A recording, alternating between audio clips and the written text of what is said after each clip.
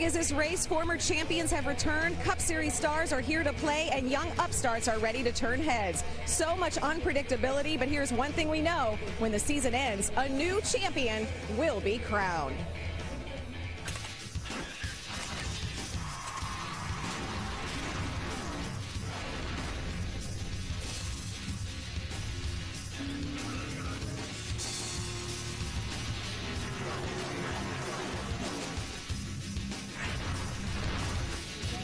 Are you ready for the first points race of the year? Neither the shootout nor the duel affected the championship, but this race tonight can and probably will. It's also the only points race under the lights in Daytona, which means cooler temps and faster speeds. A beautiful night for racing, the weather a perfect 74 degrees. Hello everyone, I'm Krista Voda and welcome to the very first setup of the year. No race is bigger and perhaps no year is setting up to be better. Chances are your favorite driver has changed teams, like Ron Hornaday, Todd Bodine, both former champions. We will update you on all of those changes. Also, last year's series champion has moved on. His little brother is driving his truck. Can Ty fill Austin's shoes? You will hear from both Dylans over the next half hour. Well, Carl Edwards is doing exactly what you are doing right now. He is getting ready to watch this truck race. A lot of the Cup Series drivers probably doing the same thing, and not just because they hope to learn something, but because in these truck races, anything can happen, and last year proved it. Here he comes! He got him! Mikey, you got him! Got it! All right! Hell yeah! Cole Witt is the youngest to ever lead the Truck Series points. And for the 200th time, welcome to the NASCAR Camping World Truck Series on Speed. 400 races later, it's better than it's ever been. How about Joey Coulter? He's going to win that battle for fifth with Kyle Busch. An altercation between Richard Childress and Kyle Busch right after the truck race in our truck garage. Johnny Sauter's in front. He's been black flagged. It will be the win for Ron Hornaday. God bless America. Austin Dillon wins in Nashville. Timothy Peters goes back to victory lane. He did not make the race at Phoenix, got 0 points, yet he's leading the points. Hornaday is king of Kentucky. Ron Hornaday wins career race number 50. Mike Wallace being pushed by Ron Hornaday. And that is a Kevin Harvick Incorporated win right there. Oh, Elliott Sadler and Kyle Busch make contact. And there Kyle goes for retaliation. Yeah, where's his paycheck come from? We can get as dirty as Kyle Busch wants. Kyle Busch is not happy with what Ron Hornaday did. Busch slams him. Our championship contender Hornaday on the wall. Kevin Harvick winning the Owners' Championship, but a bittersweet night all the way around. It is pouring right now. And NASCAR has just told us they have called this race official. Austin Dillon becomes the youngest champion in NASCAR Camping World Truck Series history. They absolutely erupted down here. His signature move, that's the belly flop, the slide. Our champion, the 2011 season, Austin Dillon. Wow, what a day. This is awesome. This is the best day of my life. Champion, man, this is awesome. Well, you know you are passionate about a series when images like that make you tear up, give you chills. Joining me now, Camping World Chairman and CEO Marcus Lemonis. Marcus, what excites you about these trucks in 2012? Well, what I'm excited to do is get the season started. With the way we ended last year in 2011, I can't imagine if it's going to be any more exciting. And what is your favorite part about coming to these races? You know, meeting the fans and understanding and seeing the passion. The stands are full. You look along around the trackside, and it's unbelievable. Fans are excited. And it's such a good mix. I mean, we've been talking how we have champions like Hornaday and Bodine with new teams, but we've got all these young guys. Ty Dillon trying to upend his brother. Not only do we have Ty, but we still have Todd Bodine, who found a ride this week. We're proud to sponsor him again. And a lot of young drivers in the drivers meeting today. That was exciting. All right, and Todd Bodine, the only two-time Truck Series winner at this track. Thank you very much, Marcus. We know we're going to have a great year. And speaking of great year, we have an old face. Well, a new face returning to the series. Nationwide Series regular Jason Leffler. He is driving Kyle Busch's number 18 machine. Leffler has been to our victory lane. He won in Dover in 2003. Still to come on the setup, from one Dillon to another, what advice has Austin given to Ty about driving his championship truck? There's only room for one in these trucks, so how is Cup Series standout Brad Keselowski taking thousands along for the ride?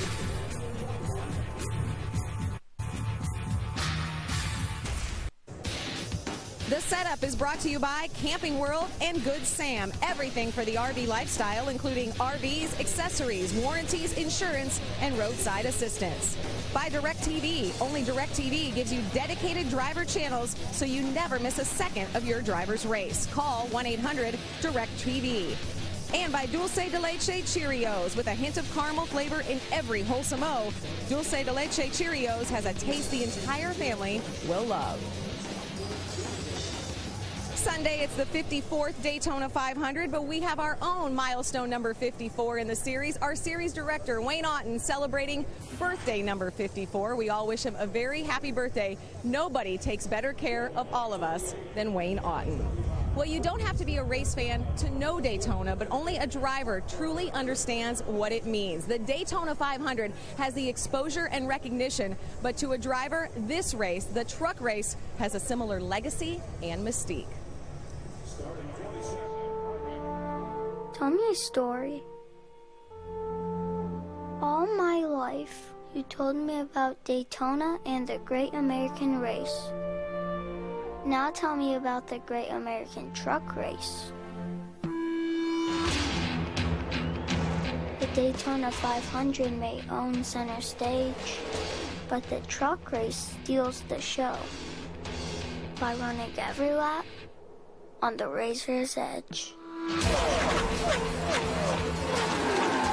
Sometimes it looks like one of the good guys is about to meet certain doom.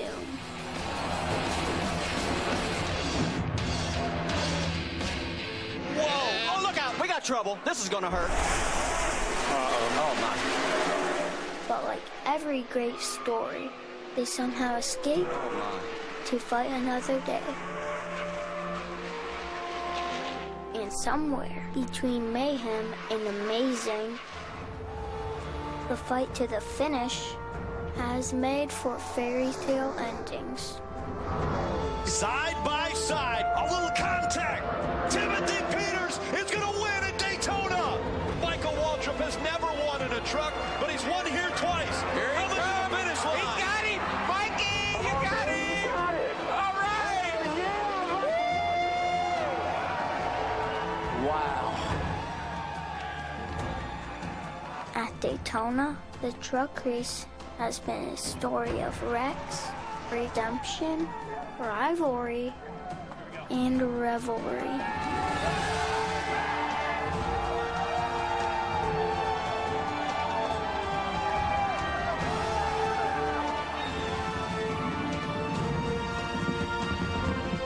This is the Great American Truck Race at Daytona.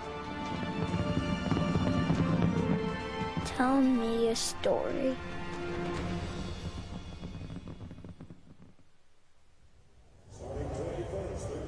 I know it's been a very tough 24 hours for Michael Waltrip, but memories of that race, this race 1 year ago, has to bring a smile to his face. Standing by upstairs, Rick Allen, Phil Parsons, and Michael Waltrip. I know you guys are always smiling when it's the start of a new Truck Series season.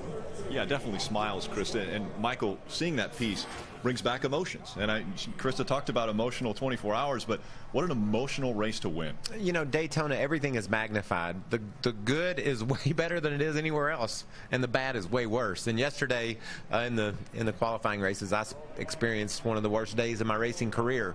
And then watching that video, that was one of the best days of my career. So that's Daytona for me. It's always been polar opposites, and it makes you love it that much more. It's that much more special, and that's what these guys are racing for tonight, a feeling like I had a year ago. Very emotional race. Last year, Michael won it, working with Elliott Sadler in a two-truck tandem. What are we going to see here, Phil, tonight? Well, I think we're going to see a lot of two-wide racing, a lot of three-wide racing, maybe even four-wide racing, because these trucks punch such a big hole in the air, you cannot get away from each other. Now, Michael was able to get with Elliott Sadler at the very end of the race. Here's some of the pack racing we saw in practice. Michael was able to get together with Elliott Sadler, and they drove to the front, and then Michael made a great move at the slingshot move, with 100 yards to go before the start-finish line to win that thing. Will we see something like that again? Very possible. aggressively, and it may not necessarily be with teammates. Michael, can you have a plan? Well, when I came here last year, I didn't have any idea how to win the race. I just got out there and figured it out as we went. On the other hand, when we got to Talladega, Kevin Harvick Incorporated, they manufactured a win. They put their two trucks together. They were there all day long. NASCAR said, that's cute. You can't do that anymore. And they changed the rules. So I think it's right back to where it was a year ago. What's your plan? I'm not real sure, but we're going to have the best seat in the world to see how this unfolds, and that's what we did a year ago. Yeah, our plan up here is to enjoy the next 100 laps of racing for the Camping World Truck Series. Let's go down in the pits and talk with Ray Dunlap. Well, thank you, Rick. You know, through the winter, the guys and girls back at the shop have been working incredibly hard. We hear that from all the drivers, but I have to tell you, I've never seen a better-looking field of trucks than we have here at Daytona today. And how about the parity? Here's Brad Keselowski's truck. He's got a Ram. He's right in the second or third row. How about over here? Brand new equipment from Jason Leffler and the number 18. That's a Toyota. As we move this way, how about a Chevrolet? Everybody loves the black number 3, right? Well, Ty Dillon's got a great piece of equipment, but as we move in front of all those guys, 3 trucks in a row from Turner Motorsports. That's right, they went 1, 2, 3. And I think you might need a teammate at the end, but I know for sure you need really good equipment. Hermie? No question about that, Ray. And when you talk about the Truck Series racing here at Daytona, 11 different winners in 12 years. What will it take tonight? Youth or experience? We don't know, but we've got both. We've got 4 series champions in the field tonight. Todd Bodine, Mike Skinner, Ron Hornaday, Travis Quaffle. We've also got 12 drivers making their first ever truck start here at Daytona. We don't know what the combination will be to go to victory lane tonight, but we do know that we have a big variety and experience, and we'll have to see what is the key to go to victory lane tonight here at Daytona. Krista? Thanks, Hermie. We also have an all-Brazilian front row. That's former series champ Mike Skinner. He didn't make this race last year. He is in the field along with David Starr tonight. Coming up next on the setup, isn't it human nature for a younger brother to want to emulate whatever his older brother does? Well, in order to do that, Ty Dillon has to win it all. The two brothers are ultra competitive, but Austin believes Ty could do it. But how likely is that in his rookie year? You know, I feel like I have the experience of running 2 years in the truck series just by going to all the races and listening to everything that Austin said about every race weekend, every practice and everything.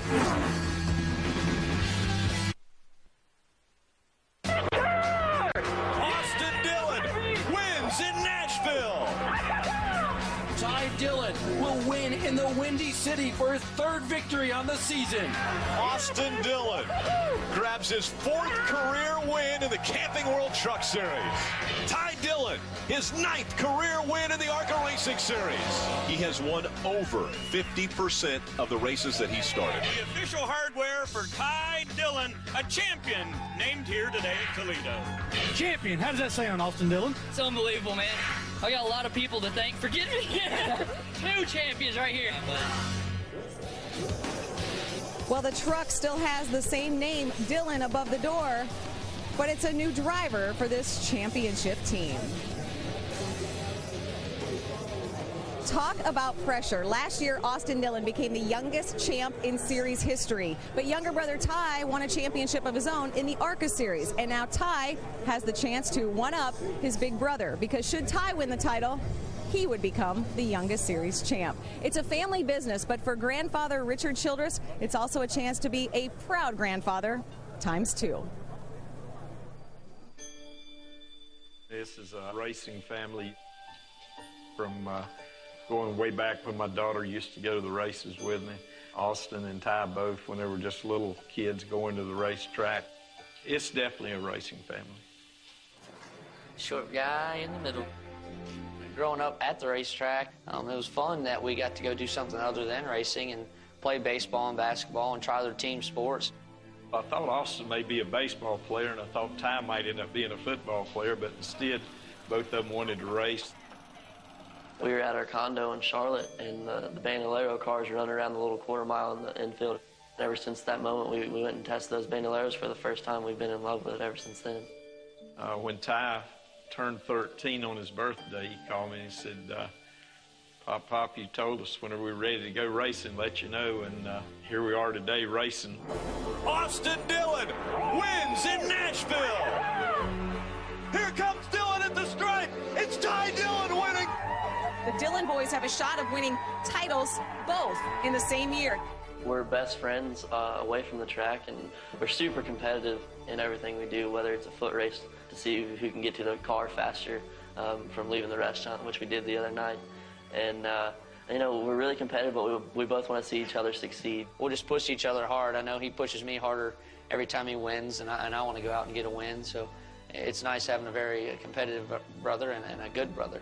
It's just two different personalities. Ty's a little more laid back. Austin's a little wide open, but when it comes to racing, Ty's as hard a charger as Austin is. In our driving style, we're the same a lot because we've gone through the same ranks together, through the same equipment, so we've learned the same kind of driving styles, but sometimes our personalities do reflect our driving styles a lot too. Yeah, our personalities are way different, but I think we're both aggressive when we get on the racetrack. I've seen a lot of siblings, you know, the Allisons, the Labonis, owned up through the years, and I think the talent that these two guys show, you know, they don't get the credit sometimes. They'll say, well, they're in just real good cars, but it doesn't matter. I've seen so many people get in good cars in our cars and not succeed like these two young men have. Ty Dillon is the champion in 2011 right here in the ARCA Racing Series. When Ty won his ARCA championship, Austin flew up, and he was a cheerleader all the way, and same deal when Austin won his championship, Ty was there cheerleading him on, and it's really neat to see two brothers that have a passion for it and a love for each other. You know, I feel like I have the experience of running 2 years in the truck series just by going to all the races and listening to everything that Austin said about every race weekend, every practice and everything. I have all the equipment and all the trucks and everything that won the championship last year in the truck series. Even though it's my rookie year, I should be able to win some races and compete for the truck championship. I definitely see it as a passing of the torch. I'm planning on arguing with Austin all year about who's going to win the championship and who's going to win more races. Yeah. That's going to be awesome. You know, if we can do that. It pushed us last year to where we were, and I think that's what got us to being able to run for a championship, pushing each other, and we'll do it again this year and hopefully have that same shot. And if we can put ourselves in position at the end of the year to take advantage of winning a championship, and that's what we'll do. Such a cool story. Here are the numbers for the Dillons last year. Ty dominated, earning more wins and a better average finish, but now he has the pressure of driving Austin's championship truck. Well, we told you that all the Cup Series stars love watching the truck race. Look who I found just a few steps away from me on the grid. Denny Hamlin out here to watch the truck race as well. Denny actually spent a lot of time in his off-season playing golf. You know, in the world of NASCAR, summer vacation happens in the winter months. And from taking trips to getting married, what did your favorite Truck Series driver do in his or her off-season?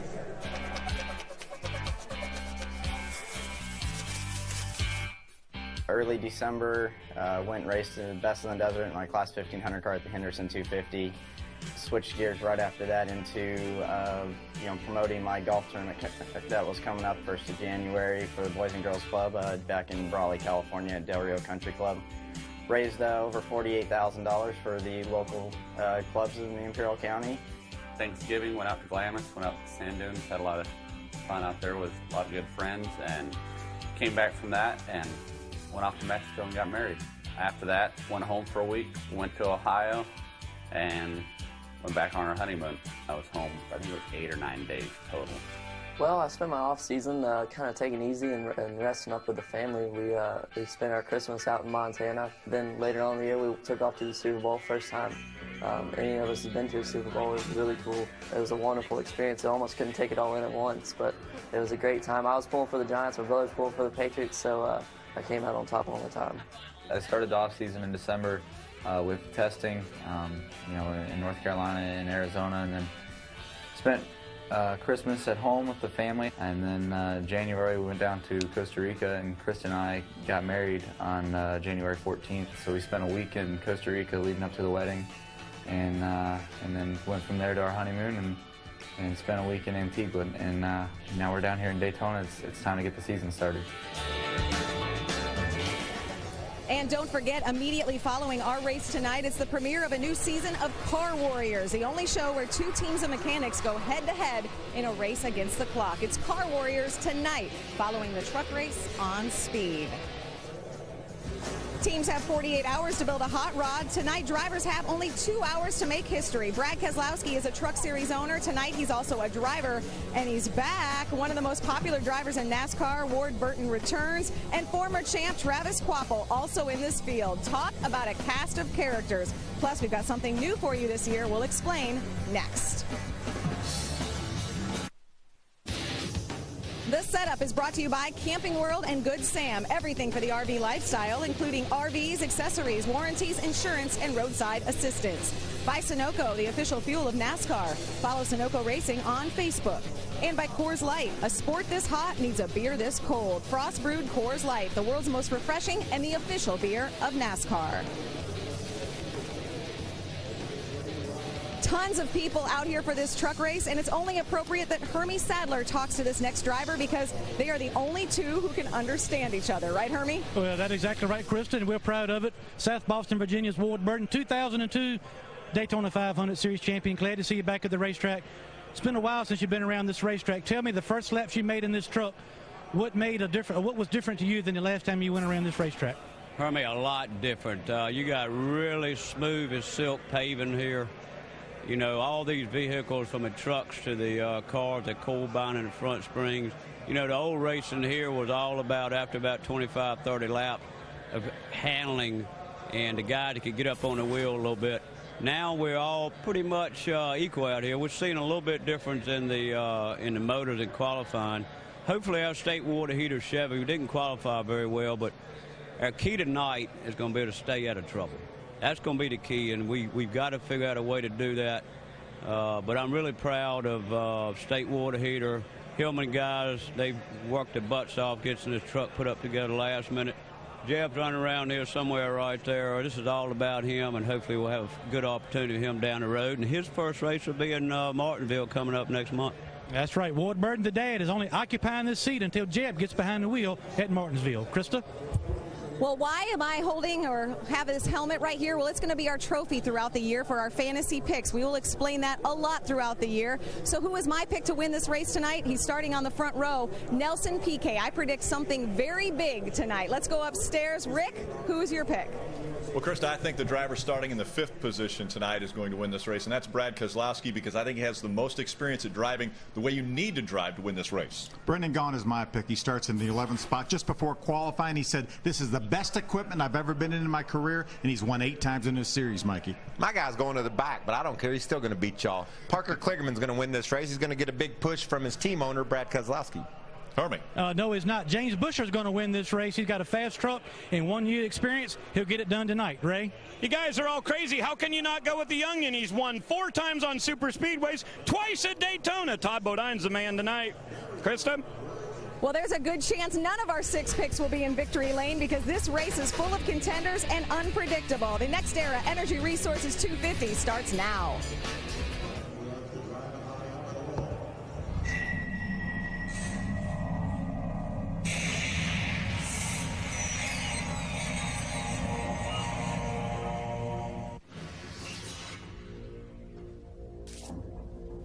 For a time, we wait. In the winter, when the engines rest, the desire inside mends itself, reconstructs. It begins as a small, faint voice amongst the white noise. You notice what started as a subtle twinge morphs meticulously from the back of your conscience into something larger than life. A beast you can't stop thinking about. You crave it, desire, you salivate. The hunger inside howls. Demand meets supply. The wait is over. The feast is here.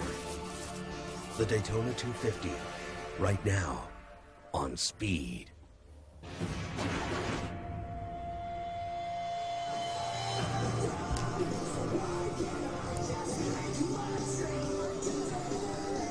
You can't win championships tonight, but you can certainly lose one. The lights are on, the intensity is jacked up. Only in NASCAR does the biggest race happen right out of the gate. A perfect night for adrenaline-filled racing. Weather is beautiful, from champions to challengers, veterans to young guns. This series has something for everyone. We're going to keep things trackside as we get ready to go racing, beginning with tonight's opening ceremonies.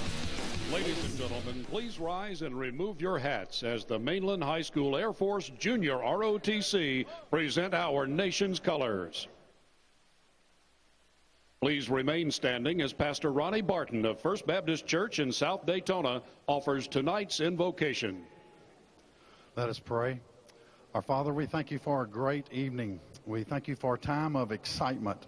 We thank you for your love, for your blessings. But most of all, we pray for safety for each of the drivers and their pit crew. And thank you for the greatest fans of any sport. For it's in your name we pray. Amen. Please welcome Melissa Tenbrook from Daytona Beach, Florida, as she performs our national anthem. Oh, say, can you see by the dawn's early light what so proudly we hailed at the twilight's last gleaming, whose broad stripes and bright stars through the perilous fight o'er the ramparts we watched were so gallantly streaming, and the rockets red glare, the bombs bursting in air, gave proof through the night that our flag was still there. Oh, say, does that star-spangled banner yet wave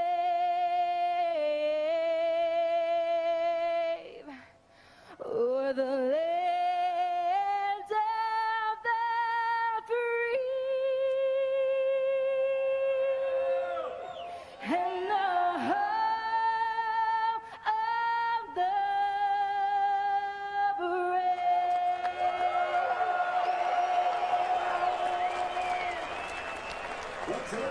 This isn't just a race, it's the chance to live out a dream and make history along the way. Win tonight and your life will forever be changed. Whose destiny intersects with Daytona's victory lane? We get one step closer to the answer when they fire the engines next on Speed.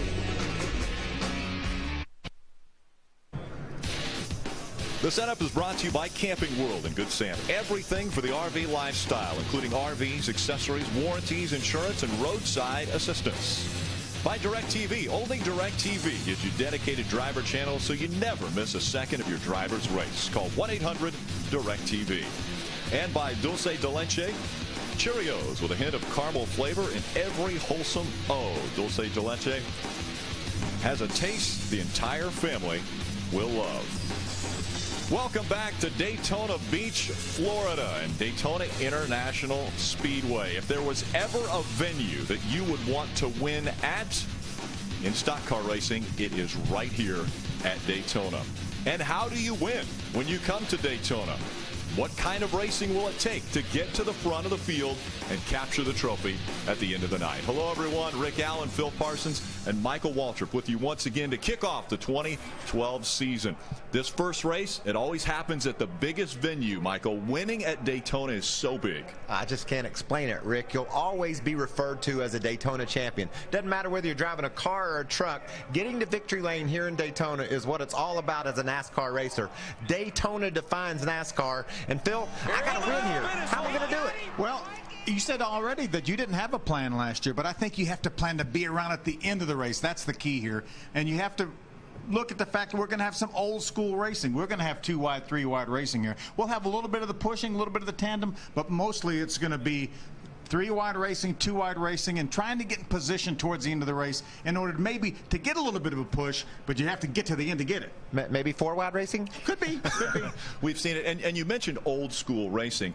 The slingshot is back. We talk about the pack is back. That slingshot move is back. They did it last year. Don't you love that? I mean, it leaves the doubt. You don't know who's going to win until the very last second. It coming off turn 4, you pull the slingshot and win at Daytona. Nothing's better. And we have seen it come down to 3 drivers crossing the stripe at virtually the exact same time. Great finishes here at Daytona, but first, let's get the engines fired. Ladies and gentlemen, please welcome back tonight's Grand Marshal, President and Chief Executive Officer at Minn Kota Power Co-op, Mac McLennan, as he delivers those most famous words in motorsports. Drivers, start your engines!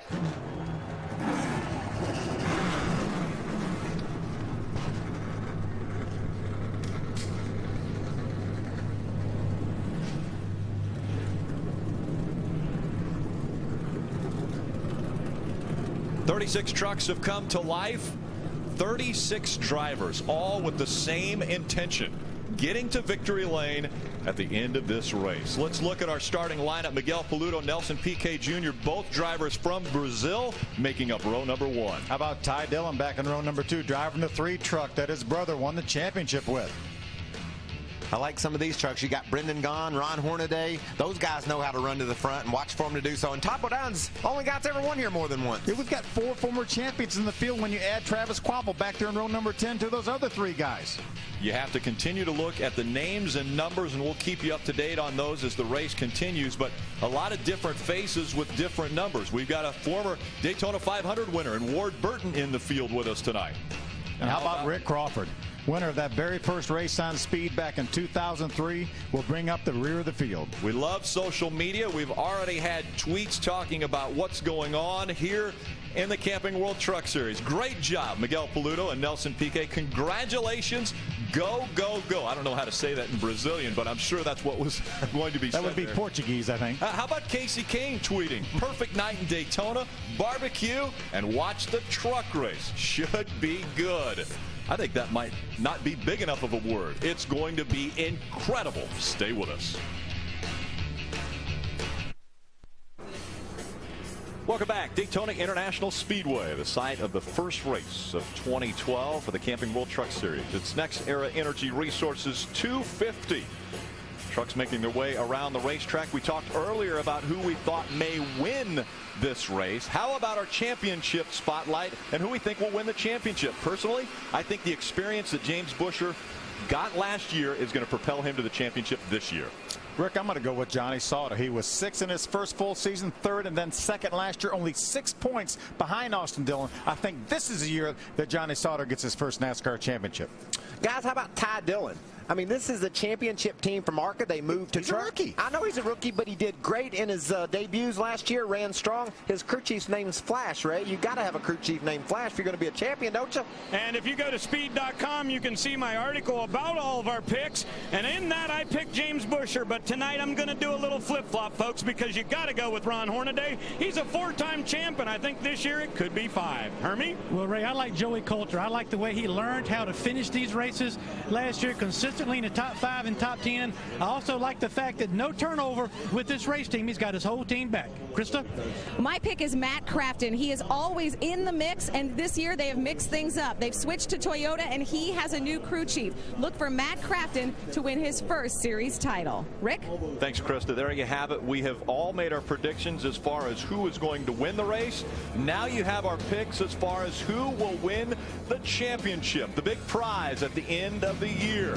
We're about to see the green flag here at Daytona to kick off the year. Stay with us here on Speed. 36 trucks about to enter the tri-oval. The last time by before the green flag will fly on the 2012 season for the NASCAR Camping World Truck Series. Welcome back to Daytona International Speedway. We will ride along with a few different drivers. We have cameras on board. One of those carrying the cameras, Johnny Sauter. He will start in the 20th spot tonight. We're going to ride along with our 1995 Truck Series champion, Mike Skinner. He will start the Pecos Home Chevrolet from the 13th spot. How about let's go for a ride with Ron Hornaday? He's won more races than anybody. He's going to start 12th in the Anderson's Maple Syrup Chevrolet. Another former champion in the series carrying one of our cameras, Todd Bodine, and that number 11 will start in the 10th position. How about that gunbroker Ford of Jason White? He set on the pole here in 2010, ended up with a 4th place finish, looking to better that tonight. How about 4th place starter Ty Dillon? I said he was going to win the championship. He's going to be riding in that number 3, the championship winning truck from a year ago. So look for good things out of this kid. A lot of pressure on Ty Dillon's shoulders after watching his brother win the championship 1 year ago, and now in the same equipment will try to duplicate that feat. But I think he and his brother are so close, it's got to be comforting. You know, he knows his brother's cheering for him. Go win you a championship, Ty. I don't know if there is any pressure. I don't think so either. Well, let's take a look at our DirecTV race analysis for this very race, the first one of the season. 100 laps, 250 miles. You see the purse there, the biggest purse of the year, almost $700,000. You see the pit window, about 35 to 40 laps here with these trucks. And they give you a nice ring if you win at Daytona, too. I forgot to tell y'all about that. We haven't even seen it. I know. Why is that? You got to show the bling. I'm not a bling guy. Well, the lights are off on the pace car. That means that when they come back by on the front stretch, they will be getting ready for the first race of the 2012 season. And there's just nothing quite like this feeling right here, Phil. You're coming toward the green flag at the most historic track, the most popular track on the circuit, and you know it's all right there before you. You can go get it done. Here are the numbers, the Camping World track description giving us the details of this racetrack. And this racetrack is so different than it was 2 years ago before they repaved it. It's so smooth now. A few bumps down by the double yellow line that Michael was talking about earlier, but man, a fast racetrack. We'll see speeds upwards of 190 miles an hour in a draft. That's right. We're going to come through this trial at 192, and it's a turn. So watch for some action to pick up there. Things get a bit crazy in the tri-oval. You talk about crazy. The first hurdle everyone will have to overcome will be the start of this race. Everyone trying to get up through the gears. The two in front. Out of Brazil, Nelson Piquet Jr. and your pole winner, Miguel Paludo. Green flag in the air on the 2012 season.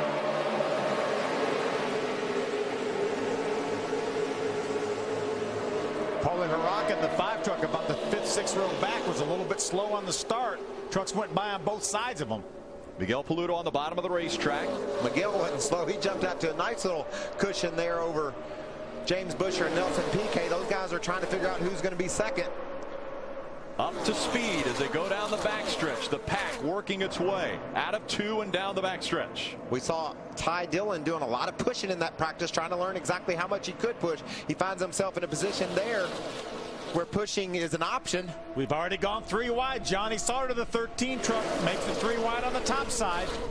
Okay, that didn't take long, and that's tight right there, guys. Ron Hornaday right in the center in the number 9. They're moving around. They're dancing around, those trucks are. Dicing, dancing across the stripe. Out in front, that is the 32 of Miguel Paludo. He leads lap number 1 from Daytona.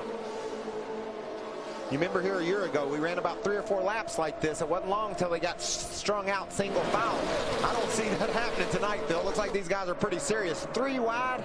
Jason Leffler now on the top side. He's getting past. Look at Ty Dillon dropping back. What a run you get up the middle. It's Mike Skinner's on board we're looking at. He's going to jump in behind Ron Hornaday to go by that 30 truck. Yeah, amazing. Piquet Jr. How quickly Miguel Paludo, or excuse me, Nelson Piquet Jr. in the 30 has dropped back, and now we see him move back up by that number 8 of Mike Skinner. The momentum going back and forward here at Daytona. Something we'll have to keep our eyes on as they've completed the second lap and on to lap number 3. Jason White now leading the outside line in that 23. He's got a 2-time winner behind him, Todd Bodine, and that 11 truck for Red Horse Racing. I sure don't want to do any bump drafting quite yet, especially not when you're 2 and 3 wide. These trucks get really sideways, a little squirrely when you try to do that. Wait till you get singled out and then try to learn how to do it. Already into the 3rd lap, we have a huge pack up front. A medium-sized pack of about 5 trucks behind them, and then a pack that has dropped all the way to the back and 7 trucks running back there. So 3 separate packs running around this track. Yeah, and it's because of all the action we see in the front here. They just decided maybe to distance themselves from this front pack in case something does go wrong. They can avoid a crash. Look at that push right there. And look how that 23 truck's dancing around, but they're passing trucks doing it. Bodine on the back bumper of the 23 of Jason White, pushes Jason White up to battle for 3rd now as the outside line is moving. Now Todd will come back and hit Jason again and try to get him rolling again, get that momentum going. One of the things NASCAR mandated is they could not put any type of a lubricant on the bumpers, but what they were able to do was put what they called slick tape on both the rear bumper and then the grill area, where these two trucks can get together and hopefully not hook up, but be able to push each other without turning one another. Todd's doing a nice job so far of just giving Jason a gentle nudge, a little push here and there. You can see the momentum. You can see the ground they're making up, and he hasn't got against Jason and stayed there. He's just buck drafted him. He's not hooked to him right now.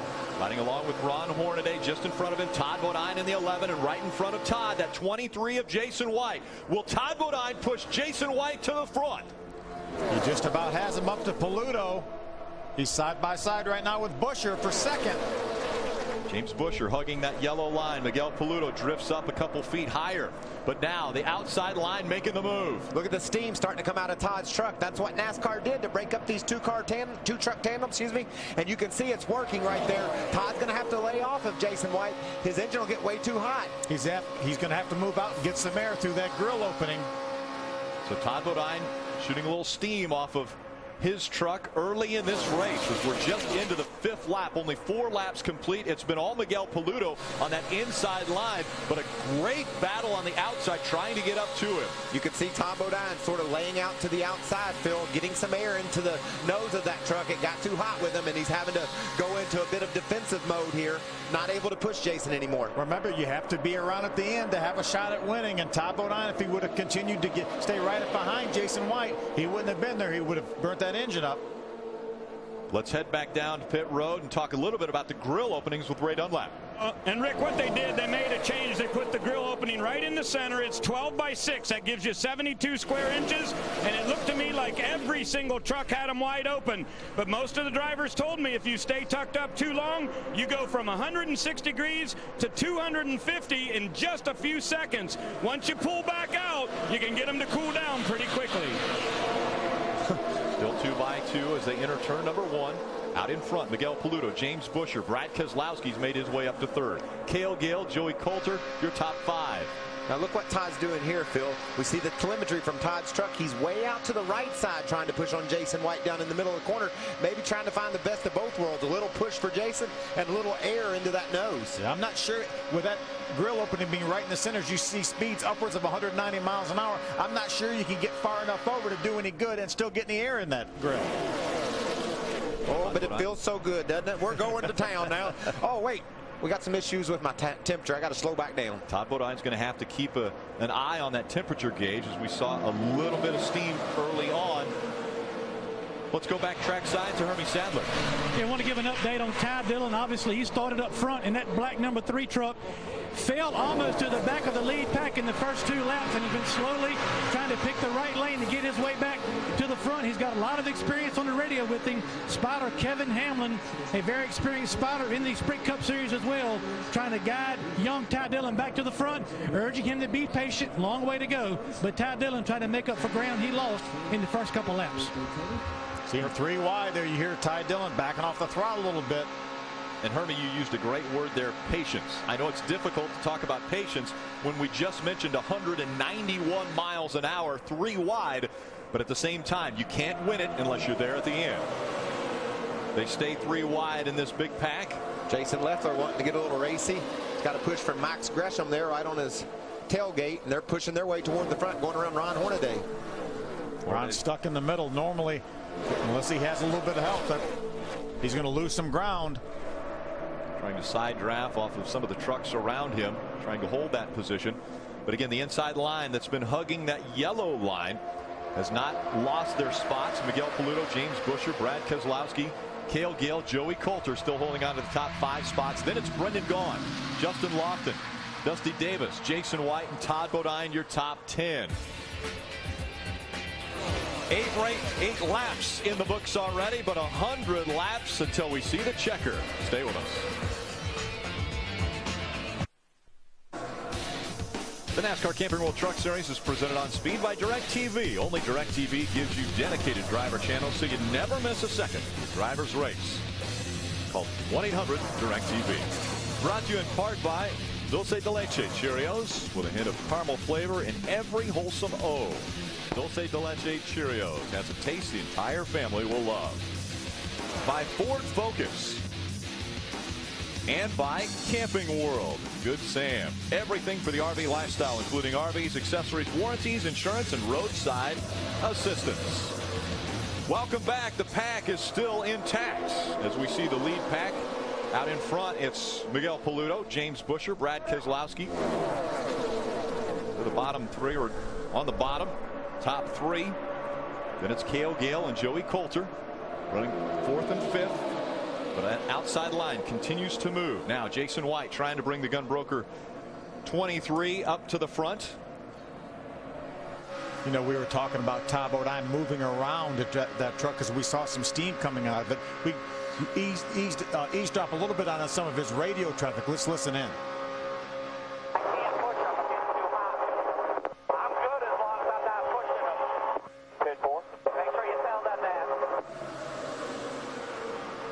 I'm good as long as I'm not pushing. I don't know if that's what he wants to hear. At least Jason White. Jason White was probably loving the fact that he was giving him those shoves. Again, Johnny Sauter, we've seen him on the outside of some wild three-wide racing already. What are they talking about, Krista? Well, Rick, when is the last time you heard Johnny Sauter saying, I'm just going to be patient? It's a new year, new resolutions, I guess. Yes, his truck is fine. He started 20th. He's running back right around in that same area right now. He said, I'm just hanging out just in case something crazy happens. Ray? Miguel Paludo at the very front of the field. New crew chief with him this year is Mike Hillman Jr. Jr. came on the radio and said, are you wide open? Miguel said, I haven't lifted since they threw the green flag. He's got her all the way to the floor. Teammate right behind him. They're going to try to keep that thing teamed up and see if they can do a little bit of bump drafting here soon. And if that crew chief sounds familiar, Mike Hillman Jr., that was Ty Bodine's crew chief for 2 Daytona wins and 2 Talladega wins. Yeah, part of the championships as well. Yeah, a couple championships. We talked a lot last year about our young guns. There's a couple of them there. Dakota Armstrong and Max Gresham running in that lead pack. We had such a talented crop of young guys last year, and we have the same thing again in 2012. We see Skinner giving the 9 of Ron Hornaday a little shove. Now Hornaday goes up high on the racetrack, making it 3 wide, seeing if he can use that momentum to get back up to the front. How about our young guys I just talked about? And there's Todd Bodine, Mike Skinner, and Ron Hornaday all grouped together. Sort of the other end of the spectrum, if you will. And a good move right there by Mike Skinner in that 8 to not move down. He has the 39 moving up to the inside of him and Ryan Sieg. So Skinner being cautious there as he works on the outside of a 3-wide situation. One thing new for us this year is that telemetry we haven't had in the Truck Series before. We have it this year. And what you're going to see is a lot of speed. Look there, 190 miles an hour on the straightaway in a pickup truck. Oh, by the way, I'm going to push this guy in front of me. And look at the engine RPMs, up to 8,700 RPMs at 190 miles an hour. I love the way that they go through the turns and really don't lose much speed at all. Yeah, but 4 miles an hour. I was doing this before. I don't like the way they're all jumping around out there. Makes you nervous when you see those trucks bouncing all over the place, but that's sort of part of the world here at Daytona. If your truck isn't bouncing around, somebody will hit you and make it bounce around. Michael, you know this better than anyone, but that rear spoiler gives you a lot more downforce, should give you a little more handling. Obviously, you had some way to figure out how to drop the rear spoiler on the last lap and probably didn't have as good a handling there when you came for the win. Yeah, the spoilers are an important part of this gig for sure. And you knew that all too well. What was he implying there? I don't know. There was no. I wasn't implying anything. Oh, look, this is always trouble when you get a slow truck and these guys have to go 3 wide. They're used to run around 2 side by side, and when you got to go 3, look at all moving around. Oh, and there right goes. there. Paulie Haraka got sideways and took Jason Leffler right with him. Dakota Armstrong, the 98 trucks into the outside wall. A lot of trucks coming down pit road to avoid that incident. Dakota just had minor damage there. Yep, coming out of turn number 4, Jason Leffler caught up in it in the 18. But coming out of turn number 4, a little bit loose. Early on, we saw it was the 5 of Polly Haraka. There's the damage to that race truck. Anytime something's different, Rick, something happens that messes up your rhythm, then you run the risk of having this happen. That's exactly what the slower truck didn't do anything wrong. He was getting up to speed right on the bottom. These guys came upon him, had to start making some evasive moves, and when you exit forward, that's not the place to be making an evasive move. See Chris Cockrum in the 93. You see Brendan able to get by, Justin Lofton able to get by. Watch Polly Haraka. He gets a little bit loose there even before he got to that truck. Yeah, it looked like he maybe went up the hill because of the slower truck and then went to go back down a little bit because he didn't want to crowd Leffler, and that got him sideways. These things turn around so quickly. Polly's not used to this stuff. He's used to racing on short tracks. This is all new to him, and that thing just hopped around on him. And unfortunately, took a guy that I thought might could have won the race tonight, and Jason Leffler with him. Jason looked awfully good in practice yesterday, did a lot of pushing around. Here's another view. You see Paulie get sideways. He makes contact with that lap truck on the inside and then forces Jason Leffler into the outside wall. Watch these trucks do such a great job of avoiding. There's Austin Dillon also going down pit road to avoid this incident. And Dakota Armstrong was all over the place. He just barely bumped the wall. I think he's going to be just fine. Austin Dillon was watching his brother Ty Dillon fly down pit road. I knew I was going to make that mistake. Watch this move. And look at Jason Leffler. Sometimes wrecks are just unavoidable. And that was okay. Watch this 98 truck of Dakota Armstrong. He's sideways. Okay, I'm going the right way again. And oh, there's the wall. The wall there just before the start-finish line. That won't hurt him, though. That truck will be fine. Coming out of turn 4, here's the incident.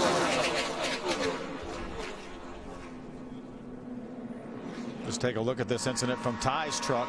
Watch him now. He's going to see the smoke and everything in front of him. The spotter's going to tell him off the throttle instantly. And he sees the racetrack blocked. He's got a perfectly wide pit road to go down. It's a good way, good feeling when you look up ahead and there's pit road there. Watch Johnny Sauter. Let's see where he goes. You could see his teammate, Dakota Armstrong. Come on down pit road. Reduce your speed. You're clear of the accident. Reduce your speed. You got one about 3. The rookie overreacted, Phil. He saw that truck spinning and he jerked his truck and that spun him around. The veteran just backed off the gas and made his way down pit road. So that's a great example of somebody that's done this a while and somebody that hasn't. And that's why Johnny's been up in points 6th and 3rd and 2nd the 3 years he's run full time in this series. So the 5 of Polly Haraka will make his way back around and onto pit road to the attention of his team. Stay with us.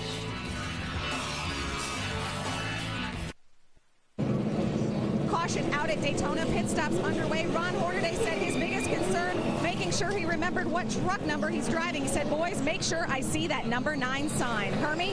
Krista, Jerry Baxter calls for 2 tires on KOK's number 33. He gave up the 4th position to come to pit road. 2 tires, no adjustment. Ray? Quite a few guys on my end went with fuel only, but get this, Miguel Paludo did right side tires and fuel and was still the first truck off of pit lane. You see the race off of pit road, advancing 7 positions. That 8 of Mike Skinner. See, 4 spot pickup for Joey Coulter in the 22. NASCAR does a great job of letting the drivers know in any instance what to do. And if they were coming onto pit road like we saw a lot of the drivers do, they're not going to be penalized for speeding on pit road. They're told slow down while you're going down pit road to a cautious pace. Stay with us. More racing from Daytona here on Speed. Welcome back, Daytona International Speedway. We're under our first caution for the Nextera Energy Resources 250. That's our first Aaron's Lucky Dog of the year. Woohoo! Right. The Aaron's Lucky Dog goes to Chris Cockrum.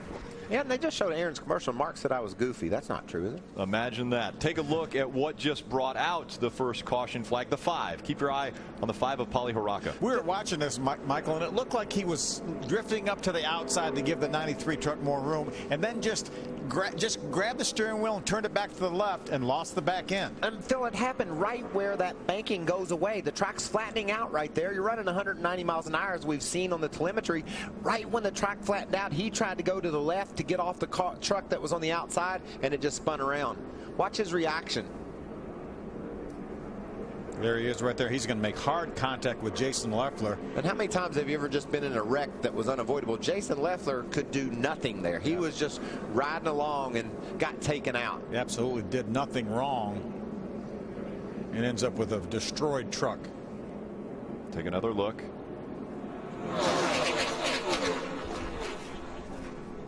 It comes at you very quickly. Coming out of turn number 4, as you mentioned, Mikey, the banking goes away. The 5, the back end comes around. Look, right there when he's about to straighten out, Phil, around it goes. Around it goes. And we listened in on the 18 radio. This is what he had to say what just took place. What happened there, Chris? It's off the slower truck. We were laughing and he shot back up into us. Well, that's not exactly what happened. Hermie Sadler. Yeah, I want to give an update on the 27 truck of Ward Burton. Been on pit road 3 times. A vibration in the left front. They thought at first it may be a lug nut. They came in and checked on that. He came back in a second time. They're going to give it a ride here for a couple laps to see what's going on. But something may be amiss with the 27 of Ward Burton. Have to keep our eye on that state water heaters, number 27 of Ward Burton. See how they do. Again, driving here at Daytona because son Jeb not cleared to drive on the super speedway yet, but he'll be driving at Martinsville in the second race. Coming up on almost a quarter of this race, out in front still, it's Miguel Paludo, Joey Coulter making up row number 1 as they come back to the trioval. Green flag back in the air. The top of 9 gets a good start. Gets into the back of that 22 truck, says, let's go, Bubba. A little pushing between teammates there. James Busher in the 31 behind Miguel Paludo. Those two getting up to speed together. Looked like Ty Bodine almost made contact with the truck on his inside for just a moment. Wasn't the most sanitary restart, was it? Those trucks were bobbing and weaving. After the first 3 laps at the initial start of this race, we saw the pack break into 3 separate packs. We'll see how they do now after we've had an incident that happened in the middle of the big pack. Todd got caught in the middle. Now he's moved his way back towards the inside of the racetrack. That's the first time Todd has been on the inside since the green flag dropped. Take a look on the right side of your screen. This is from Jason White's perspective. Wow, Todd got sideways and went down the hill. Yeah, that's Brad Keselowski's Ram. It looks like he might have made a little bit of contact with. That was weird looking, wasn't it? He really was. 2 by 2, about 8 trucks back. Let's go back to pit road and Chris Devoda. Jason Leffler just walking out of the care center. I know no one had higher expectations for this season than you. It's just one race, but it's a big race. I saw your frustration as soon as you exited the truck. Yeah, it's just it's too good to be true. I mean, the truck was really good. I got to thank Dollar General and Toyota, M&M's, everybody, Flexco, Kyle Busch, everybody for this opportunity. It's just truck was fast, just kind of just sitting there, and couldn't get anybody to work with me that early in the race. So that happens. I don't even know what happened. All I saw was a 5 truck coming up the track and had nowhere to go. So it's a bummer. But my next race is Rockingham, and as fast as the truck was here, there's no reason it won't be as fast in Rockingham. So I look forward to going there. Thanks, Jason. It's really cool that Kyle Busch Motorsports and Dollar General gives Jason this opportunity, and he only has a certain number of races, and darn, it's sad that one of them got taken away like that from him. Ray Dunlap, how is the 7 team with John King behind the wheel doing? Well, he's a new driver to this team, a 3-truck team for Red Horse this week. But as I went up and down pit road, I checked on multiple different strategies. A few guys went with fuel only, lots of right side tires. But guess what? The 7 went with 4 tires on that pit stop. And even though they're back in about 28th now, it really sets them up to have differing strategy as we go later in the race. They can come in later and get just fuel only and get some track position. Hermie? Maybe a little bit of concern in the pit of the number 8 truck of Mike Skinner. They did not get his fuel tank full on his pit stop. They're saying he may have to short pit. They're still trying to figure out exactly how short they could be, but this could be a big turn of events for Mike Skinner. Harvey, from where we're watching from, they might not have to pit under green. These guys are still mixing it up pretty hard and heavy out there. Michael, I looked at our scoring monitor, and the top 9 trucks, their last lap speeds were separated by 3/100ths of a second. All 9 trucks. Nose to tail, 1 through 9 on the bottom of the racetrack as they enter that trioval once again. You can hear the difference in sound when trucks move around. Somebody's behind you, and then if he pulls out, you can hear how the truck will almost like it starts starving for. Not only can you hear it, when you're in the truck, you can feel it. The air will actually try to pull the truck around. You won't believe the difference it makes when you got somebody beside you or behind you. those of you that have been listening to NASCAR for any amount of time, you could make out what voice that was. Richard Childress was on the radio there talking about getting Ty Dillon down to the yellow line and let him ride for a while. And that's haven't been able to do that yet, though. Good plan, but there's not a lot of room down there. Ty Dillon stuck in that outside line, still in front of the bottom line. Miguel Paludo leading at Daytona. Welcome back. Nextera Energy Resources 250 presented by DirecTV here on Speed, your motorsports authority. Still out front, the 32 of Miguel Paludo. How big would it be for Miguel Paludo to win at Daytona? Well, we asked him that very question before the race. It's hard to describe in words because it's something so big, and that means a lot, but it will be something, I think, the biggest accomplishment in my life for sure.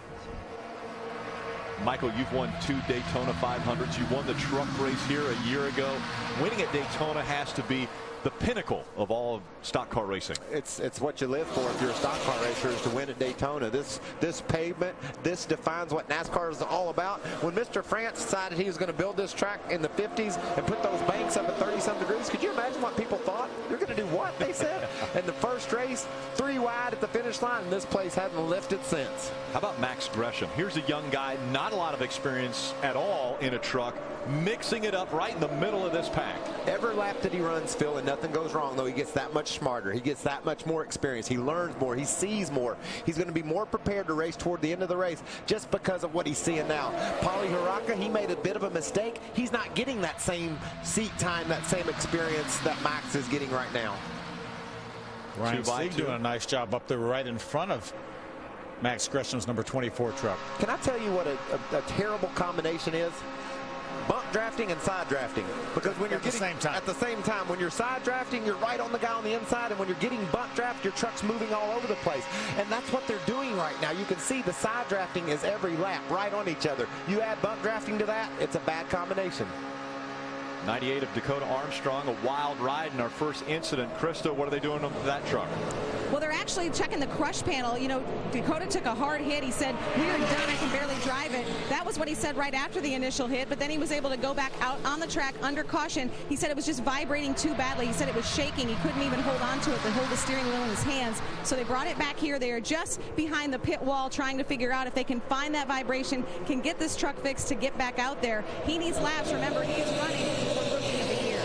3 wide once again. That 39 of Ryan Sieg trying to get down to the bottom of the racetrack, and he actually forced his way down there. He was going to get down there no matter what. I'm glad he had a hole, because he tried to get in there for about 3 different trucks and finally found him a hole. When we went to break, Richard Childress said, get him down to the bottom. He finally made it. We went through a couple commercials and another 5 or 6 laps, but he's on the bottom finally. Take a look here. Joey Coulter in the 22. Having a little assistance from the 09 of Travis Kvapil, and that spooked him. Yeah, Travis got him sideways. Watch, you can see the fire out of the exhaust on the 09. You see Travis Kvapil backing off to give Joey Coulter some time to get that truck straightened up. That's all you want right there. That's all you can stand. They checked up behind, which was the good move. So Joey Coulter was leading that pack on the outside. He falls back just a bit now, Ray. It's been interesting listening to them, because Joey has said, if I had a good partner, I know this truck's good enough to go right to the front. They said, don't worry about that. Remember, it's survival, and if we get to the end, we'll go do that. But it's been interesting to listen to Harold Hawley, his crew chief, talking to Joey about things to do inside the truck. Number one, they've turned the electric fan on and off to see how the truck sucks up differently when it's on and off. Joey said he thinks he might have learned something. And that's what they're doing right now, learning as much as they can what it's going to take to get to the front. Everyone pitted on lap 20. That means around 55 is when they're going to have to start thinking about pitting again. Tonight, it's the return of Car Warriors, the only show where 2 teams of mechanics go head-to-head in a 48-hour race to build the ultimate ride. Car Warriors returns tonight immediately following the Truck Series racing right here on Speed. That promises to be a great one this evening. Promises to be a great one in super speedway racing. Todd Bodine. Anytime you come to a racetrack like Daytona or Talladega, Todd Bodine has to be factored in, right, Ray? Absolutely, Rick. 4 total wins, 2 of those coming here at Daytona. He's actually the only guy in this field that has won here twice in Truck Series racing. His birthday is coming up Sunday, so another big win would certainly be icing on that cake. But he has passed along some good information to his crew chief, Rick Gay. He said on this run, he's actually 25% less throttle than in the first run. What that allows him to do is to do a little bit of ciphering and figure out their fuel mileage differently than what they got in those first 20 laps.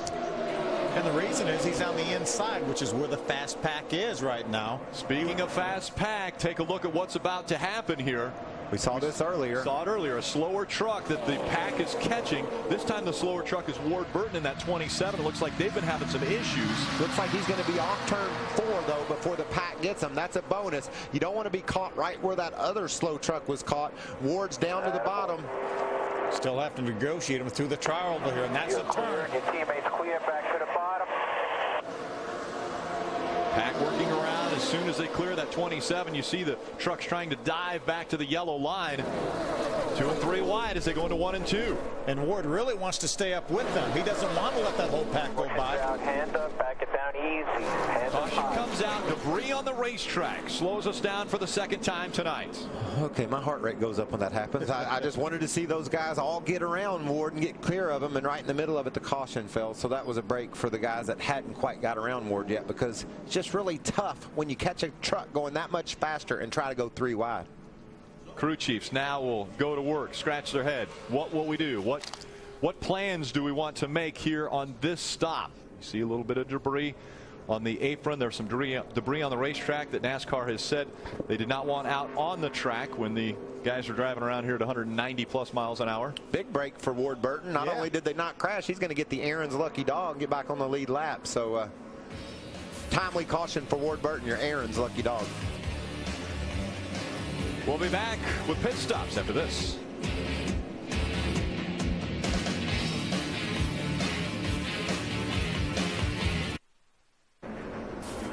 Welcome back to Daytona. Pit road is open. The field being led by the 32 of Miguel Paludo. They make their way onto pit road. We go to Chris Devoda. One of the rookies, Max Gresham, running extremely well right now. He had been a little hot earlier in this race. Those problems are gone. The plan, 1 can of fuel only for the number 24 and this rookie driver. Hermie? This cost us a big break from Mike Skinner. The number 8 truck did not get full of fuel last time. This time they will take 4 tires and get him full and back on the racetrack. Ray? Fuel only on my end. I haven't seen any tires going over the wall. Everybody will plug them in here. We'll see. Miguel Paludo has been out front most of this race. He will be the first one off pit road. Looks like a good run for Busher. He'll go out second. Paludo holds serve. Good for Brendan Gaughan. Good for Timothy Peters. Those two both making up spots. Timothy Peters the most at 5 spots on pit road. Well, the fans have decided to take a little break. They'll sit down under this caution, but they'll be right back on their feet when the green flag comes back out. Welcome back under the lights from Daytona International Speedway. It's race number 1 for the Camping World Truck Series. The Nextera Energy Resources 250 presented by DirecTV. Pit stops just taking place, and one driver having a little issue on pit road. The 8 of Mike Skinner. Take a look at the right rear here. Trouble getting that tire changed. I think some of the lug nuts maybe fall off, and the tire changer has to stick around and put them back on. That NASCAR official is looking over his shoulder. He knows he's got to have them all on there, so he will not let that truck leave without all the lug nuts, or he'll make it come back in, one of the two. Skinner gets out a little bit further back than he would want, but at the same time, there's a lot of laps still to go. Yeah, he's seen all this before. He knows what he's got to do, so he doesn't want any more mistakes. You know, you can make mistakes in the first half of the race and get away with it here at Daytona, Phil, but not anymore. Got to tighten up. We like when you fans at home are able to be a part of our broadcast. We're keeping an eye on the social media. How about Elliott Sadler? He's watching at home with his son Wyatt. Take a look at that. We're watching from the bus. Fast race car. Wyatt yelling, fast race car. We also had a tweet earlier from Austin Dillon, Ty's brother. Austin was asked by our former Truck Series colleague, Adam Alexander, hey, Austin, you must be a part of the Camping World Truck Series tonight. And Austin responded right back, yes, sir. Well, we miss you being out there, but it sure is fun seeing your little brother. This is really good for the sport. The 3 truck racing for a championship with Papa's other grandson in there battling. This is good stuff. Of course, Austin has moved up to the Nationwide Series, and Ty's taking this ride over. What an amazing season Ty had last year in the ARCA Series, winning the championship and having just an incredible year. You know, Michael, we talked about it yesterday during practice as well as today during qualifying.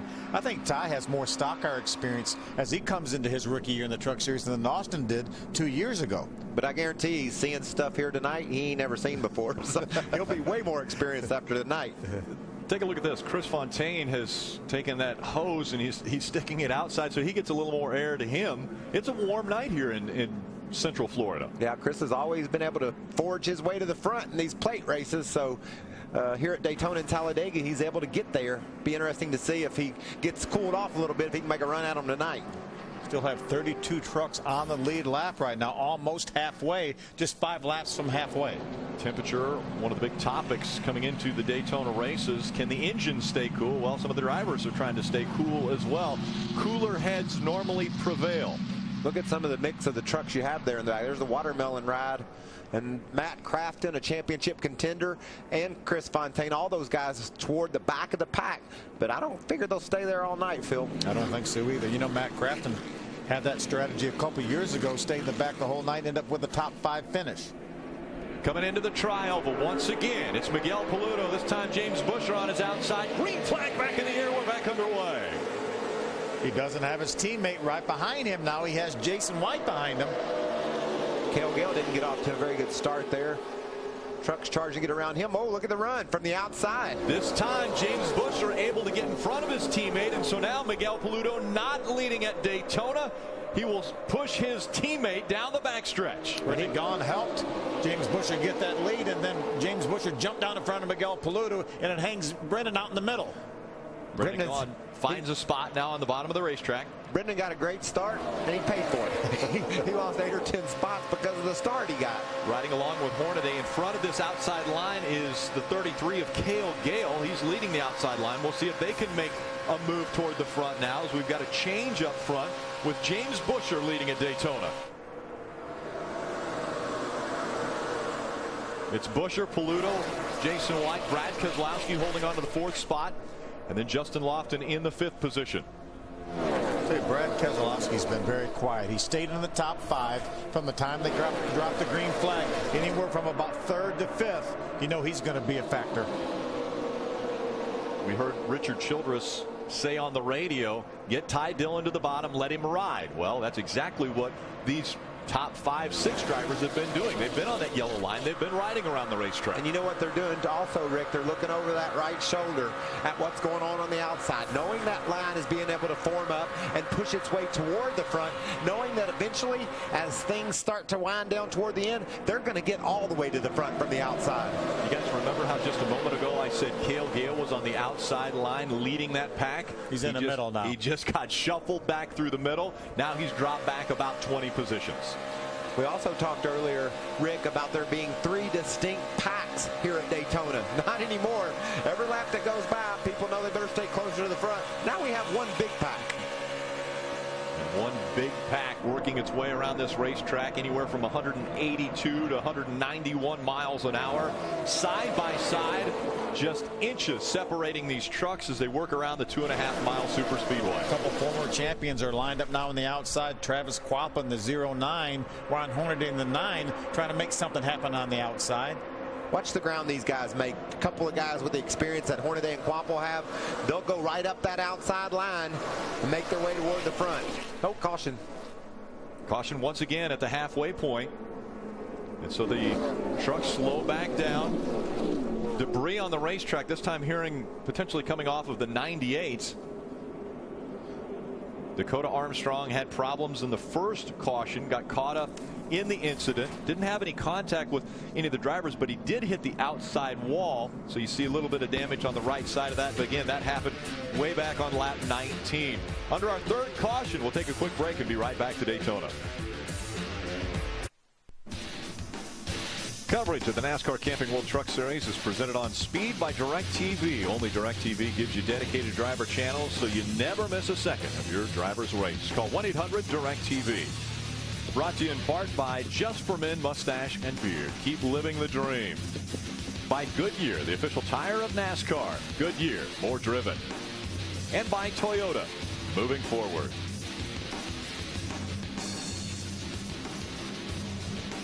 We have passed the halfway point here at Daytona, and we're seeing a few trucks as they're getting ready to come back to the green flag, come on to pit road. Looks like they're going to be topping off with fuel. Let's go back to pit road and Chris Devoto. Johnny Sauter's coming in. They took 4 tires on their last stop. They're coming in to top off for fuel, which is appropriate. He's carrying a sticker for Bryson's Fuel, supporting childhood cancer. Hermie? Cale Gale's taking 4 tires, Krista, filling up with fuel and a small air pressure adjustment, a little bit free at the beginning of this run. Ray? Down on my end, Hermie, I only saw 1 truck come in here, and the reason most people stayed out, they really need to get to lap 67 to be in the window to go the distance in this race. So I think most of the front runners are looking for at least 15 more laps in this race before they come in and pit for the final time. But Phil, I like what some of these guys have done here. Ty Dillon came in, got 4 tires. We saw the choice by some teams. Cale Gale get 4 tires. I'm done with tires now. I'm just going to give me some gas in a bit and have that track position that I desperately need at the end. This time it'll be James Busher who'll lead the field back to the green flag. We'll see that when we return to Daytona.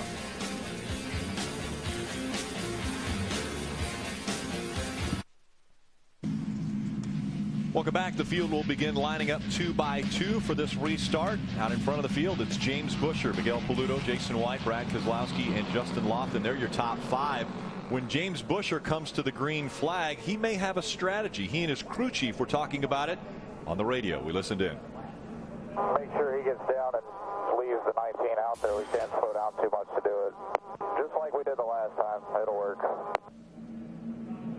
Just like we did the last time. I think that means when we get down to turn 1, maybe Miguel Paludo will take the lead back.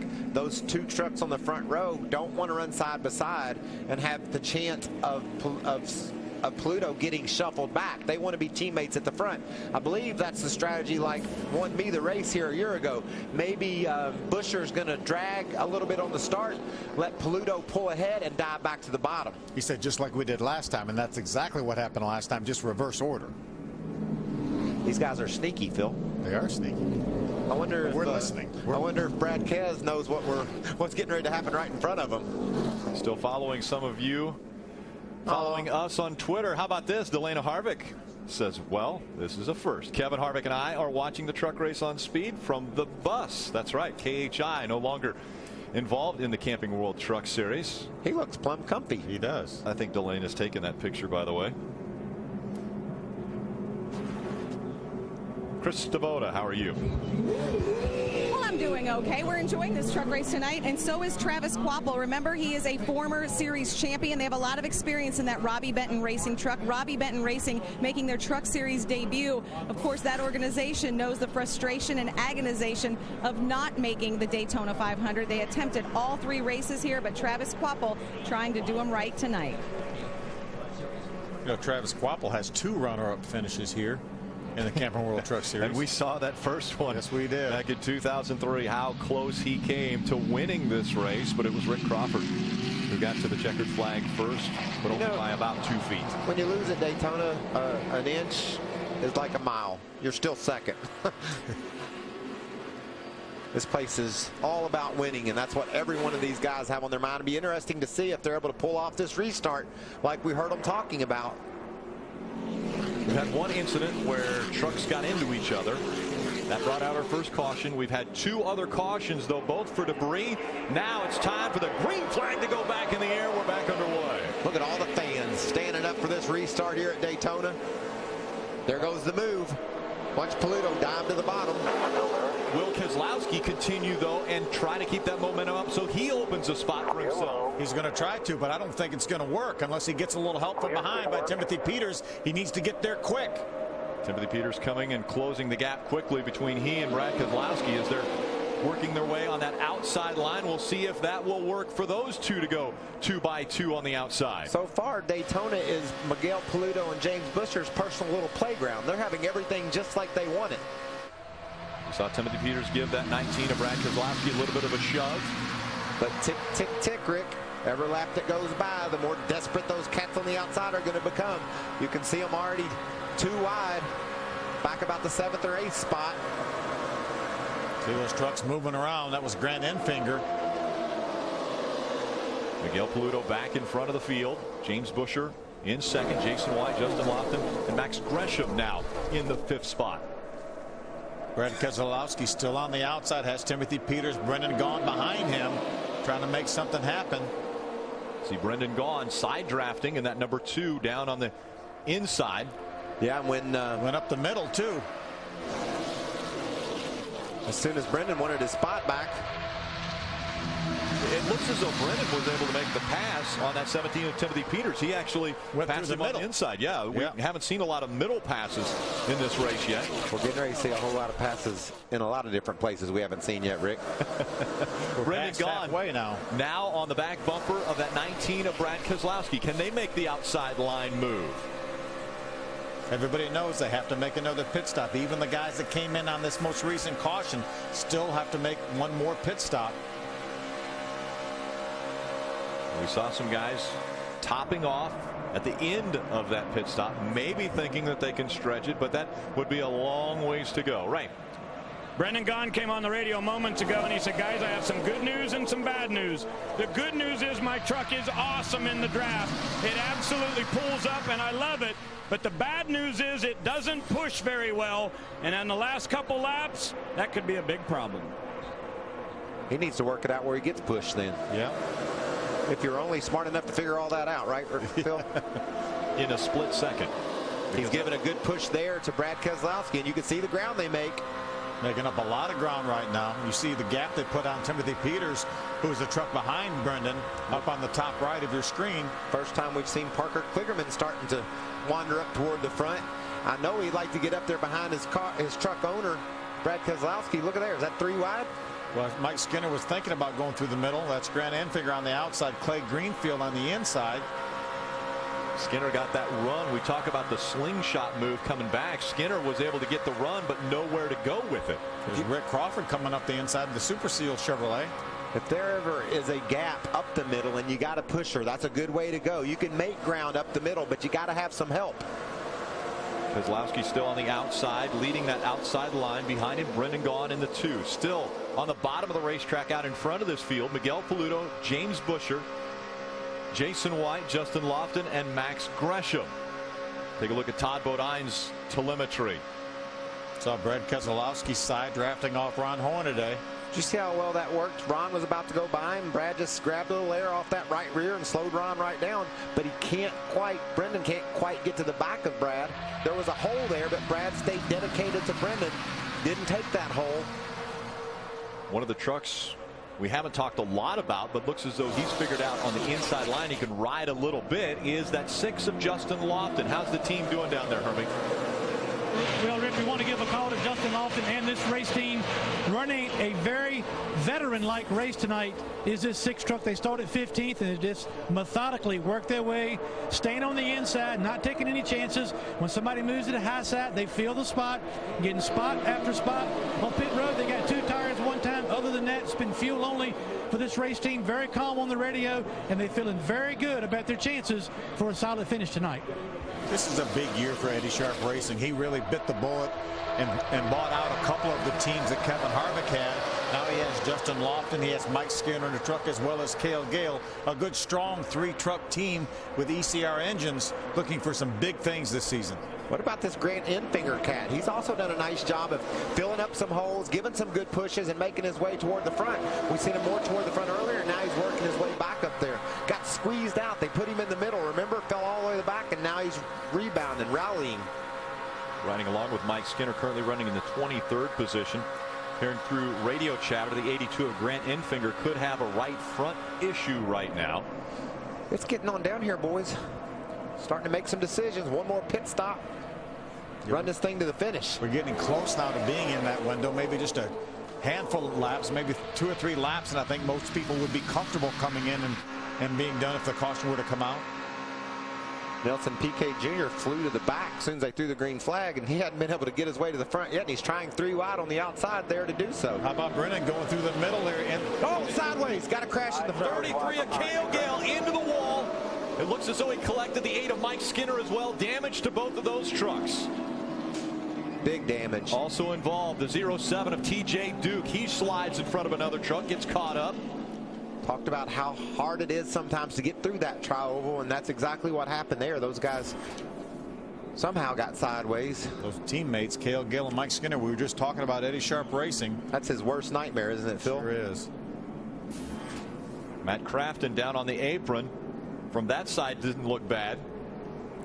Well, from that side it does. Yeah, a lot of damage to TJ Duke's truck. Mike Skinner. Look at the front of that race truck.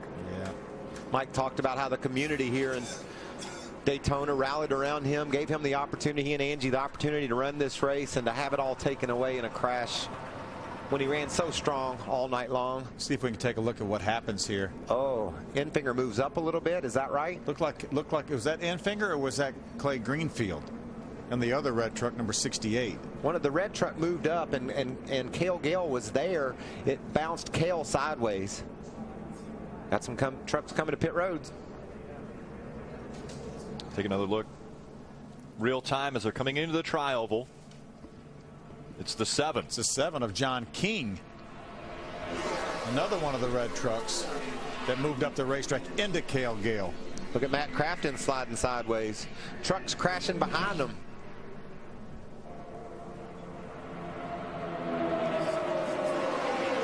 Three wide is tough in the tri-oval, even when people don't move around, Phil. And yeah. That was an example of it. The 7 truck came up. Matt Crafton run over the orange cone. Yeah, it doesn't look like he has any damage. I think the orange cone is the only thing he ran into. Sorry about that orange cone. That was Clay Greenfield right behind that 7 truck of John King. Tough break for Eddie Sharp Racing, losing 2 of his 3 trucks. Look at that. He just moved way up. Still 2 wide. Go low, low, low. Hold your line. Hold your line. Come on through here. Nothing Cale Gale could have done there. There's no way for him to predict. Look, they're 3 wide anyway, and watch.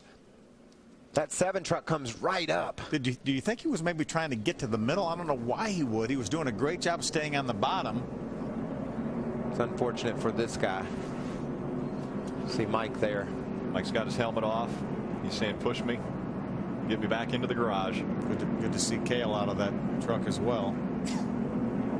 We'll be all year. Cale Gale in that Ream Chevrolet. 4th caution has come out. 3 trucks caught up in this most recent incident. In the middle, Cale Gale, the most wild ride.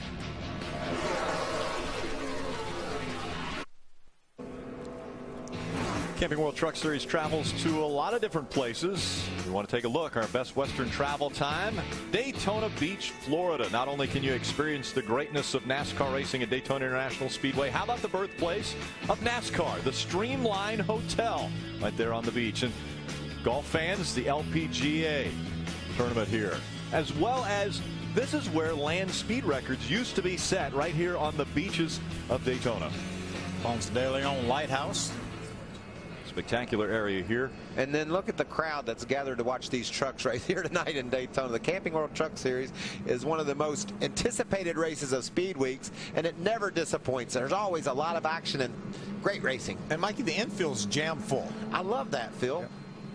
Great crowd in the stands, and the infield is completely full for the weekend. They're continuing to clean up debris on the racetrack in the tri-oval. That is the reason for bringing the field down on pit road. They have not opened pit road yet, so the field is following the pace car down pit road, but they're not able to stop and make any adjustments or add fuel, change tires to the trucks. How about the Aaron's Lucky Dog going to Polly Haraka? All that damage happened back on lap 19. Yeah, Aaron's doesn't care how bad your credit is. They don't care how many laps you're down. They're just going to give you one back. He's 8 laps down. We don't care. He's 7 down. That's better than 8, right? Absolutely. Giving him a lap back, courtesy of Aaron's. And it's pretty well used up, isn't it, Phil? Sure is, but that's looking for good things out of that team. Richie Waters, who is a good friend of ours, won so many races with Kyle Busch and Eric Almirola. He's now a team owner. He owns this number 5 truck for Paulie Herrock, and I'll tell you, that team will show some stuff here when we get on into the season. Richie's just your typical racer guy, isn't he? He sure is. He'll take a truck and tune it up for you, and Paulie's proven behind the wheel, especially on the short tracks where he's used to racing, that he can get the job done as well. Talk about how tough a guy is. Well, Richie Waters just had back surgery not too long ago. He's still a little bit stiff. He is a warrior right there in the fact that he can do about anything with a truck and get it to victory lane. How about the fact that Car Warriors will premiere its 2012 season right after the truck race? There's some warriors, 2 teams going at it, just 48 hours to create the ultimate ride. Again, coming up right after the Truck Series race, it is a new episode of Car Warriors. The field working their way around. Again, pit road has not been opened yet, so we haven't seen anyone make their way onto pit road to have any adjustments or fuel or tires done to their vehicle. And what this is doing, this is going to put everybody in their pit window. I think everyone will be able to make it from when they make their next pit stop here. Still going to be closed this time. There'll be at least another lap. They continue to clean up the racetrack. It's the 4th caution once again happening just past the tri-oval here at Daytona International Speedway. Truck racing at Daytona. This could be the final stops of the night. Max Gresham is a rookie. He's driving like a veteran. Fuel only. Hermie? Justin Lawson choosing track position over tires. Fuel only. No adjustments for the 6. Top of your screen, you see Miguel Paludo. He is going to roll out, but a couple of other trucks rolling through. James Busher beats him first, and another truck got by him. Not sure who that was. Well, the 68 he must have not field decided to make his way right back out onto the racetrack very quickly. Yeah, I think he must have missed his pit, Rick, and got back out on the other end. So he'll have to come back, I'm sure. You know, we have enough of this race left that these guys needed to top it off. They needed to make sure they got all the fuel in it. So I doubt if Clay was able to get stopped in this pit.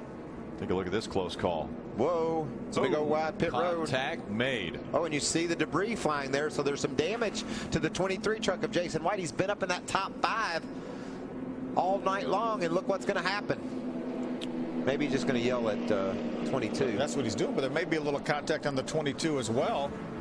Yeah, but did it damage that right front fender, Phil? Watch the debris fly here when they hit each other. Look at how hard he hit the left rear of the 22 truck. And what Jason's upset about, there was room to the outside. Yeah, Joey should have been way over to the right. There was plenty of room. You got to get out to the right when you're leaving, and Joey didn't do that. There's the damage right there on the 23 truck. How will that affect Jason White's night? We'll find out when we come back. Welcome back, field 2x2.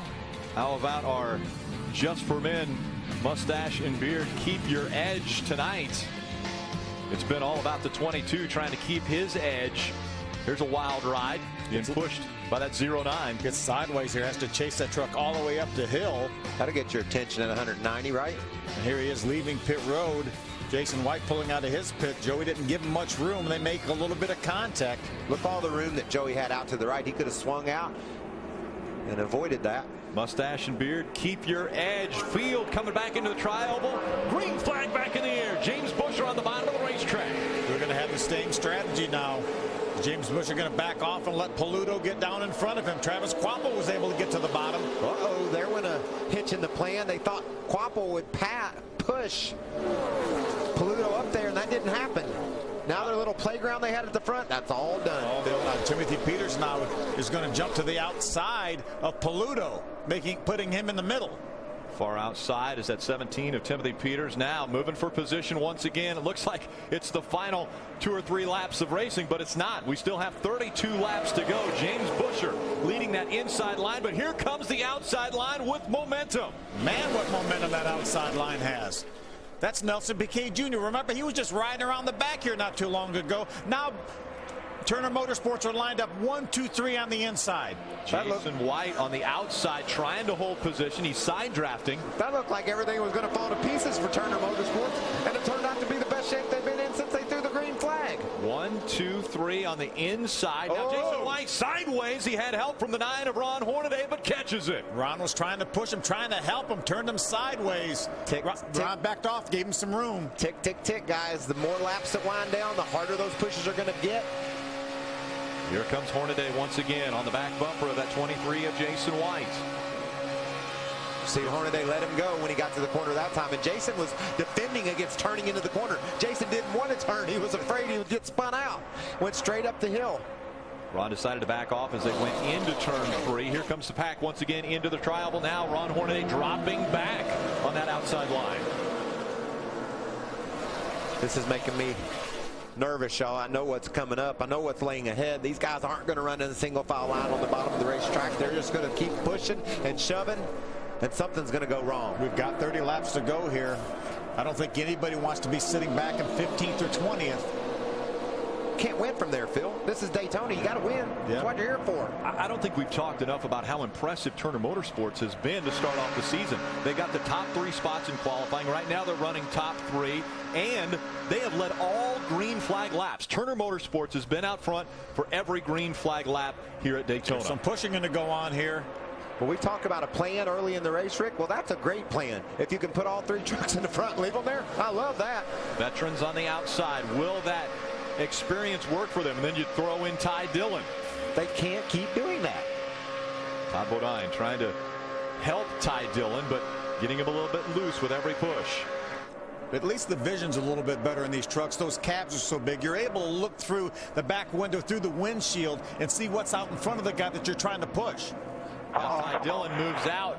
Looks as though he's going to leave the 23 to hang, but the line stays behind Jason White, and that puts Ty Dillon now on the outside looking in.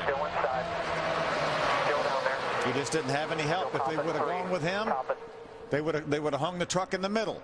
They decided to, Todd Bodine decided to go with Jason White. Jason White, which is a good move for Todd. It got him a little bit closer to the front. There's Johnny Sauter riding along with Johnny. He's right behind that 11 of Todd Bodine, the Good Sam Toyota. Max Gresham down on the bottom of the racetrack in the 24. Now we go back down track side to Chris Devoto. Well, one of the things we love about the Truck Series is the mix of veterans and rookies, but sometimes those rookies can bite the veterans. Did I hear you say you can't teach racing and I don't have time to school them all? No. What I said is you can't teach patience, and you can't teach people how to drive race cars. They're obviously great race car drivers, and what happened there, I'm not going to sit here and blame Cale for that. I mean, I wish he would have kind of fell in behind us there and rode with us. I don't think he realized we were running half throttle. We were just kind of riding around there, and most of the veterans were running half throttle, and these guys, they were bonsaiing and doing stuff. That just takes time, and I understand why all those veterans used to be mad at me all the time when I first came along. A former series champ, Mike Skinner. Thanks, Krista.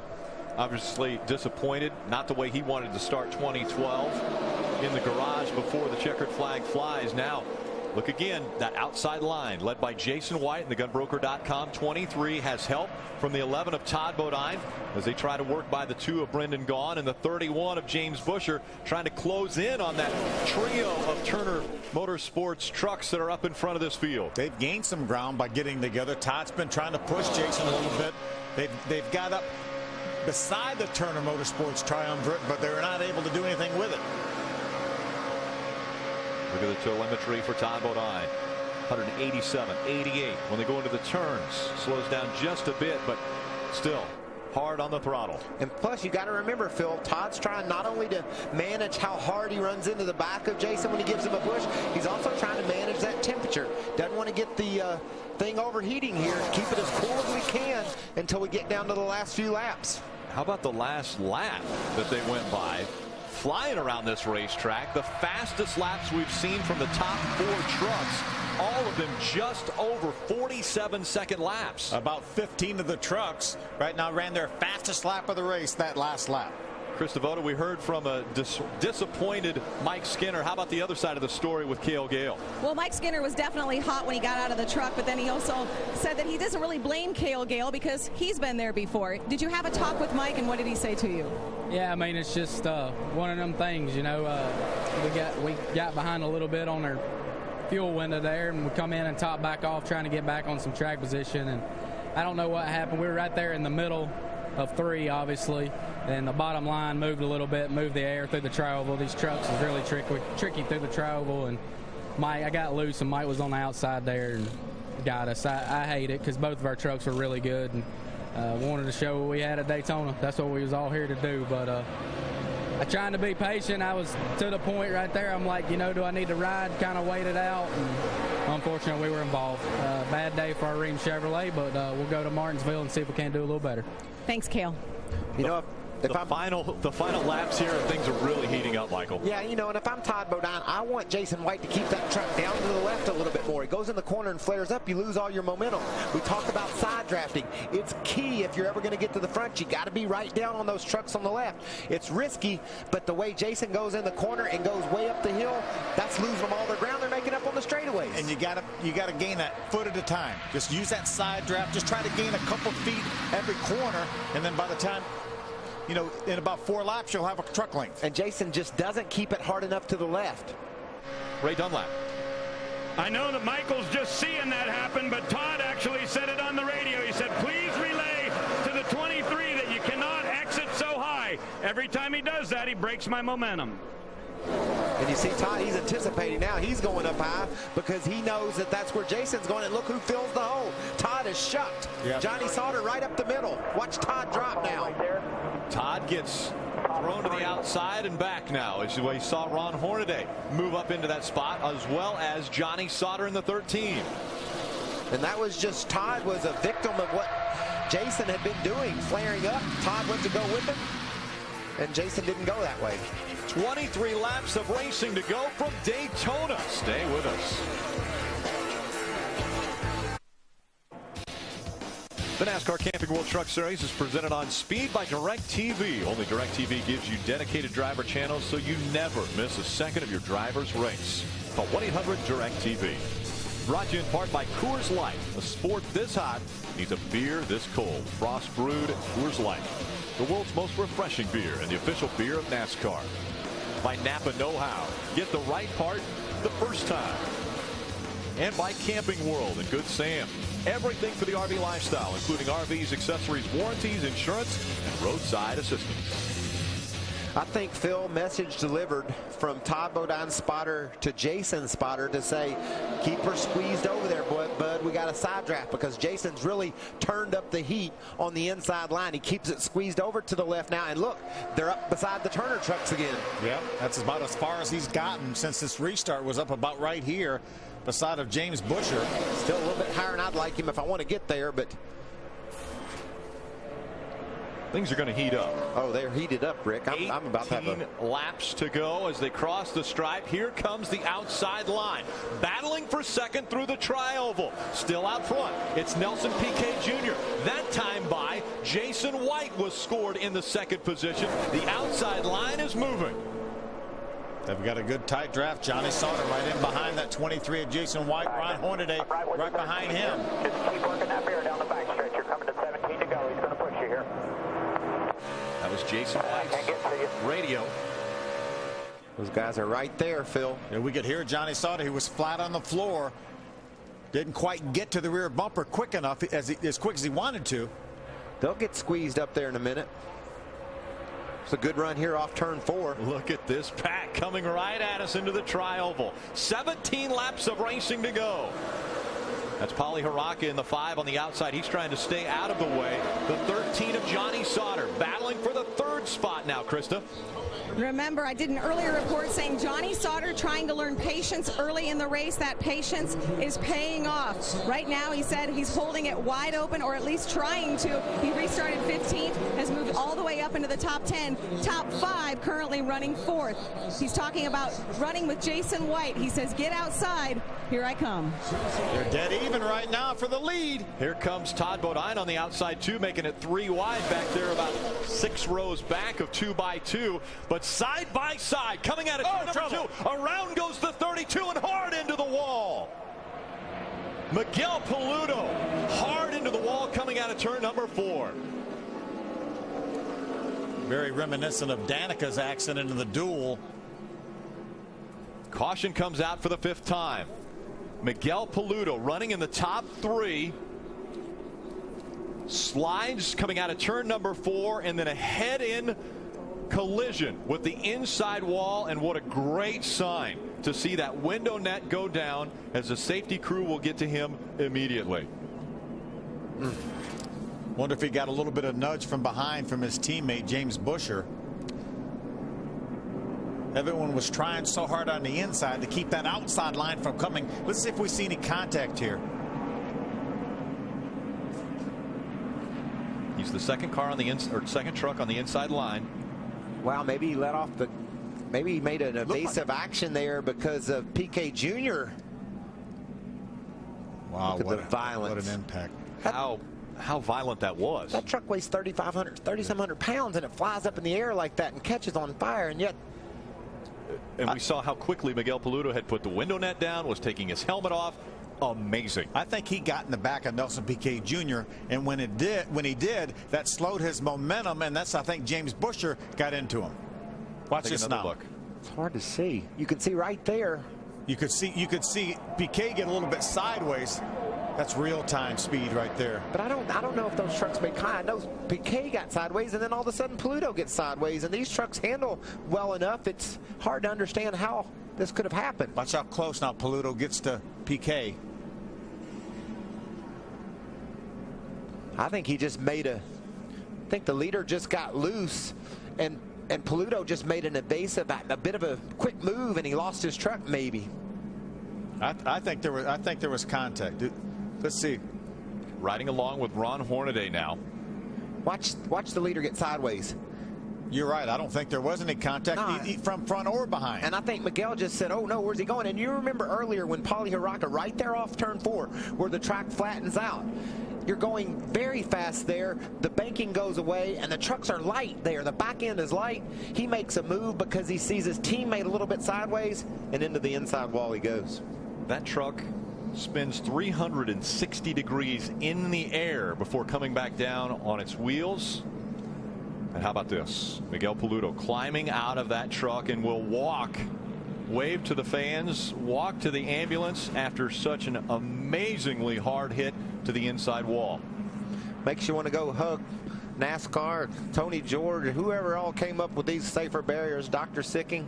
Yeah, folks at the University of Nebraska using a lot of their technology. Could you even imagine hitting that without that safer barrier there?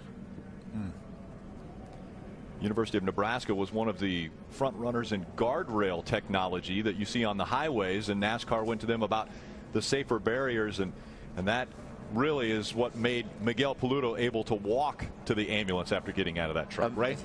James Busher came on driving that AccuDoc Chevrolet. He said, I did not touch him. Make sure he understands that. He said the weird part was it looked like the rear wheels came clear up off the ground, and he said I had 1.5 feet between him. So it was very strange whatever happened to that truck. Hermie?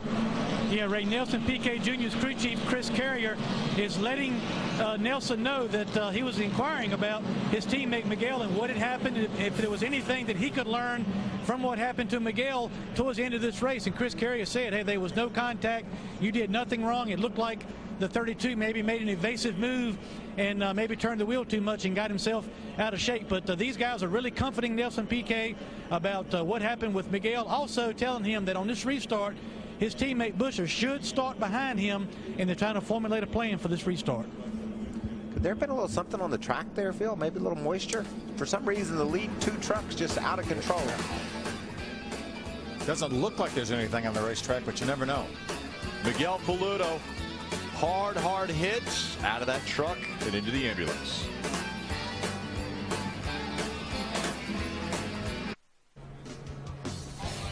Welcome back. Under 15 laps of racing to go in the Nextera Energy Resources 250 presented by DirecTV. Look at the damage, the left front damage to the 93 of Chris Cockrum. He wasn't even close to the accident that just took place with Miguel Paludo, but we want to show you how all of that damage happened. Watch Miguel here now. The second truck back on the inside. He's going to go make hard contact with the inside wall. Flying through the air. And watch all the debris. You see there's the radiator coming out of the truck.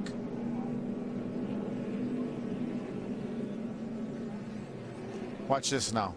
Watch that truck right there. That the yellow splitter and the yellow spoiler. And here's all the debris right in there.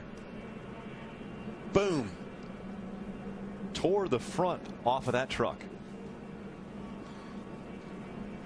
I mean, when you hit the wall and parts go flying that far, it just gives you an idea of what kind of impact we're talking about.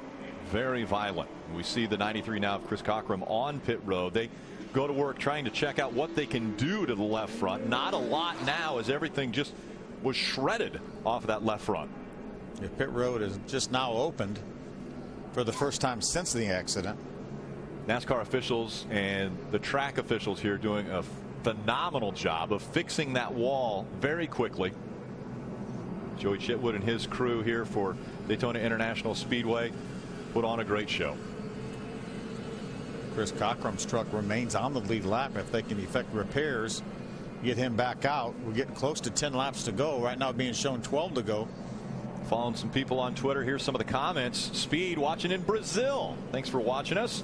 Go Paludo and PK Jr. Well, we're sorry Paludo's going to be out of this one. How about Kevin Harvick? Wow, what a big hit. Glad he's okay. David Gilliland also chiming in on Twitter. Thank God for safer barriers. Isn't that the truth? Regan Smith as well.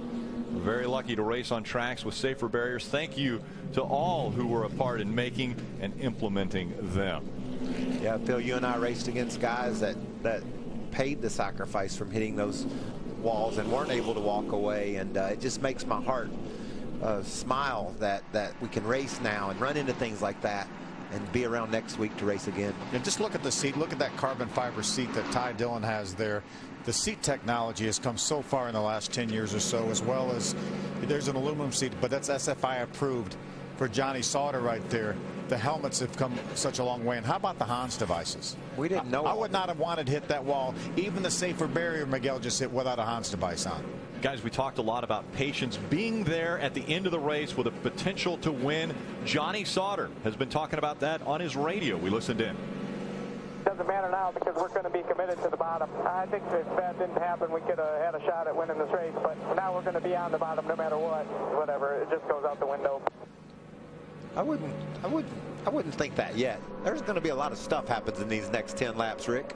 It just goes out the window. The field now going back to 2x2 as they work their way through 1 and 2. You don't think they're having a party at Red Rocks tonight, do you, with Jason White leading this race? Oh, me.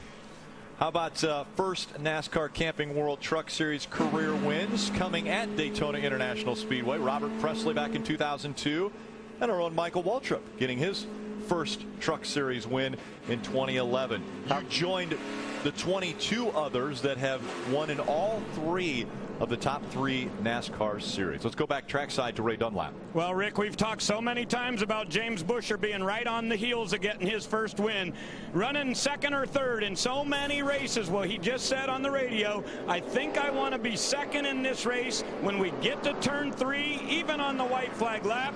I don't think the guy out front can win it. He said, I'm going to fall right in behind the 30. Hopefully we'll be 1 and 2. And I learned something in the shootout the other night about the move I'm going to make. But he said, whoever's out front is a sitting duck. He has a lot of confidence that he can control all of that, because it seems like if he could do that, he would be able to control chaos. I'm going to have a fit over here. Lights are off on the pace car. It will make the hard left turn onto pit road. 2x2 once again. Jason White, Nelson Piquet Jr. making up row number 1. The field back into the tri-oval.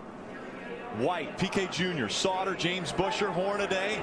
Green flag back in the air. 10 laps of racing to go. Pair of teammates on the outside. And they might as well be teammates on the inside. Oh, yeah. Sauter and White are committed to one another at this point. I think Johnny Sauter is looking at Jason White as his teammate right now. Got Ron Hornaday shoved in behind him. There's going to be a lot more pushing going on here. A big run for Jason White on the restart. That now will allow the two that were working together on the outside to have the momentum. Can they get by Jason White? Down the back stretch they go. The race continues for the lead. I think Jason White's going to get that push just in time, Rick, to keep his nose on the inside of PK Jr. 3 wide. 3 wide, and out goes James Busher. He gets hung out, and now he will fall back. That's actually the 30 of Nelson PK Jr. James Busher still trying to hold on to that outside line and make it work. Got Brendan Gaughan pushing James Busher real hard there, trying to make up some ground on that inside line. And Jason White may be out too far right now. Yeah, but they don't have any choice but to go right to his bumper field. They can't get to the outside of him. There isn't room, so Johnny Sauter just closes that gap, closes right back in on Jason White's tailgate. Look at that push Hornaday is giving to Sauter. And they are pushing now, Hornaday and Sauter. See Hornaday's brakes flowing there. That just shows you how these guys manage the gaps between those trucks. You got to be on the brakes, on the gas, playing every game you got, playing every hand you got. Side by side, Busher coming out of turn number 4.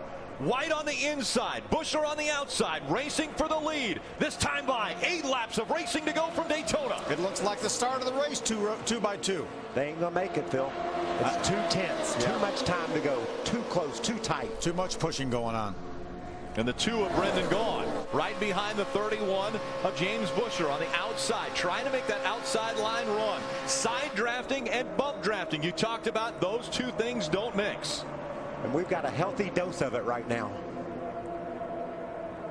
Jason White holding his line on the inside, trying to make that truck as wide as possible so that outside line can't get by. See, Ron Hornaday has to be careful pushing Johnny Sauter. He can't push him into Jason White. And that's why his brakes are going. How about Daytona needing brakes? Who would have thought it?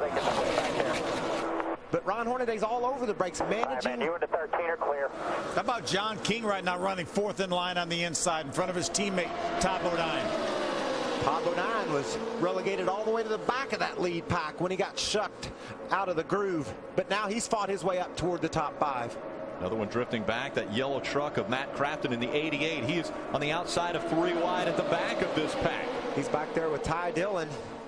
It's dicing and dancing down the backstretch, trying to find position, trying to find an open lane. 3 wide as they go into turn number 3. Got Hornaday and the 2 of Brendan Gaughan hooked up now. Oh, sliding. The 29 is going to go around as well as the 81. David Starr goes to the inside. Hold the brake, hold the brake, hold the brake, hold the brake. We saw Parker Kligerman in the 29 sliding early in this one. The caution will come out once again, the 6th time tonight.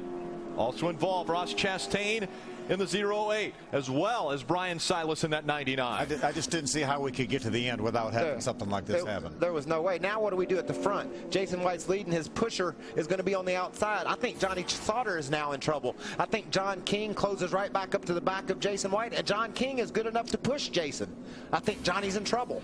Parker Kligerman, left front damage on that 29. The 81 of David Starr also went around. He's going to have some damage. If our scoring monitor is correct, Johnny Sauter's going to have Ron Hornaday behind him. He knows how to push. He pushed for the entire race at Talladega last October. When the caution came out, we had 6 laps of racing to go. Looked like Dusty Davis came down to the middle. Parker Kligerman on the 29 had committed to the middle, and then Dusty Davis moved down the hill. Look at the job Ty Dillon does, barely squeaking by Brian Silas. Rick Crawford back there as well in the 73, sneaking through that incident. Here, watch the 3 of Ty Dillon in the middle. I don't think Parker Kligerman had any idea Dusty Davis was going to make that move. And watch Ty Dillon, barely misses Kligerman, barely misses Silas. An incredible job. How close was it for Ty Dillon? Let's ride along and see. Trying to build, clear high, clear high. Bottom lane, middle lane's rolling here. 4 wide ahead of you. Be easy, be easy. 1, check up, check up, check up. 2. Come on, watch out. Get down, get down, get down, get down. Check up, come on, come on, come on, come on, come on. We missed 3 trucks there, Phil. Yeah, it sounded like Billy O'Day, Kevin Harvick's spot for Ty. He sounded like an auctioneer there for a while. Check it. Low. But I think we heard that Kevin Hamlin was spotting one of RCR's spotters. So Ty Dillon, a close call, but still a truck without scratches on it yet. Chris Savoda. From the pole to the care center, that was the trip for Brazil's Miguel Paludo. I think some of those pieces on your car flew all the way to Brazil. Have you ever suffered a hit that hard? No, it was a hard hit for sure. I lost my breath. But, you know, all in all, it was a good day for us. Start from the pole, lead a lot of laps. Just got loose, too wide up there. I was getting loose throughout the run, and too wide. I just got it stable. I couldn't hold it. You know, so proud of my guys, proud of Turner Motorsports. We're running 1, 2, 3 up there, and we have 21 races left. We're gonna work harder for those races, and I'm sure we're gonna win races, some races this year. We're glad you're okay. Thank you. Rick, you know, we saw Nelson Piquet Jr. get out of shape a little bit there, and I wonder if maybe just lifting off the throttle a little bit turned Miguel Paludo around. Lifting off the throttle and moving that steering wheel to the left. You know, it flattens out there like we saw earlier with Paulie Haraka, and he just got away from the trucks. Trucks get loose off the turn sometimes, and that's what happened. In this race, yeah, I tell you what, this race you've got to have a lot of guts to be able to capitalize and reach the glory at the end of this race. The Ram Guts and Glory want to take a look at some of the guts and glory that we've seen already. Miguel Paludo in the 32, able to talk to him after he walked out of the care center is amazing.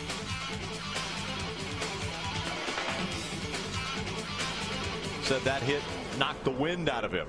We're thankful that that's all that happened. Inside of 4 laps of racing to go, we go back trackside to Ray Dunlap. Guys, we've had 4 times in this race where we had a last lap pass, and if you remember back to 2010, what a great finish. Timothy Peters down the backstretch went around Todd Bodine. Well, right now, Todd Bodine's in the 11, but how about John King? Brand new to Red Horse Racing. He's in that 7 truck, but he's driving the very same truck that Peters used to get that win. Chassis 140 went to victory lane, and John is in that truck. Todd Bodine's going to line up right behind him. And all the folks from the 23 team are saying we need to team up 2 Red Horse trucks and 1 gun broker, and we can hold them off. Thank you, Ray. Todd Bodine running in the top 5 once again when we come to a super speedway racetrack where drafting is so important. Looks like it's going to be about a green-white checker, Phil, and man, I like Ron Hornaday pushing Johnny Sauter, but Jason White's proved to have a really fast truck tonight. So still a lot of tweets coming in. Elliott Sadler tweets, great job, Ty Dillon. Way to get through there. Did a nice job. How about his brother, Austin Dillon? Wow, that was a good move by, well, my brother, Ty Dillon. And wait a minute, Mark Martin?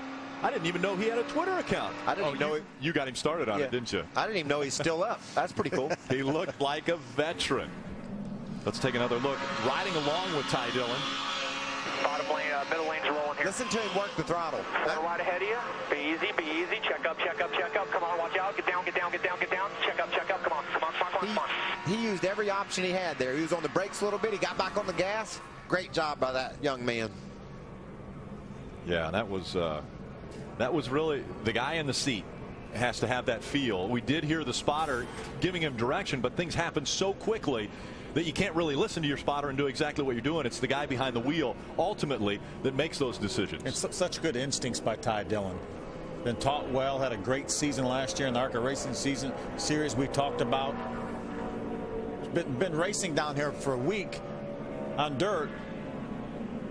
I bet he saw a bunch of stuff that looked like that about 100 miles an hour over the dirt track. I guarantee you. 190 get your attention a little bit more when they start spinning around. They're continuing to clean up the racetrack. So the next time by, we're going to see 2 to go, which if I do my math correctly, we're going to have a green-white checker. We are. Overtime. Yes. Overtime in NASCAR. Aaron's lucky dog goes once again to Paulie Haraka. So he will get another lap back. They've just been giving them all to Paulie, haven't they? Yeah, Paulie needs them. He had a rough night. They've been doing a lot of work to that 5 truck. It was involved in the first incident on lap 19. And so Paulie Haraka will get a lap back, but that will put him still 6 laps down after he does get that lap back. You know, just looking at our scoring monitor, we've talked about Jason White and Johnny Sauter, John King doing such a great job. But how about just outside the top 10? We have Ryan Sieg right now running 11th, Clay Greenfield running 12th, having terrific runs. And we've got to look at it. I know it's the first race of the season, but how about guys who have never won in the Camping World Truck Series in the top 10? You got Jason White. You've got John King. We've got Joey Coulter up there. Justin Lofton is up there. Never won a race in the Camping World Truck Series, running in the top 10. We've said it so many times. If you're in it, you can win it. And right now, they are really in the middle of it. This young man here has never been in this position before, leading a race at Daytona.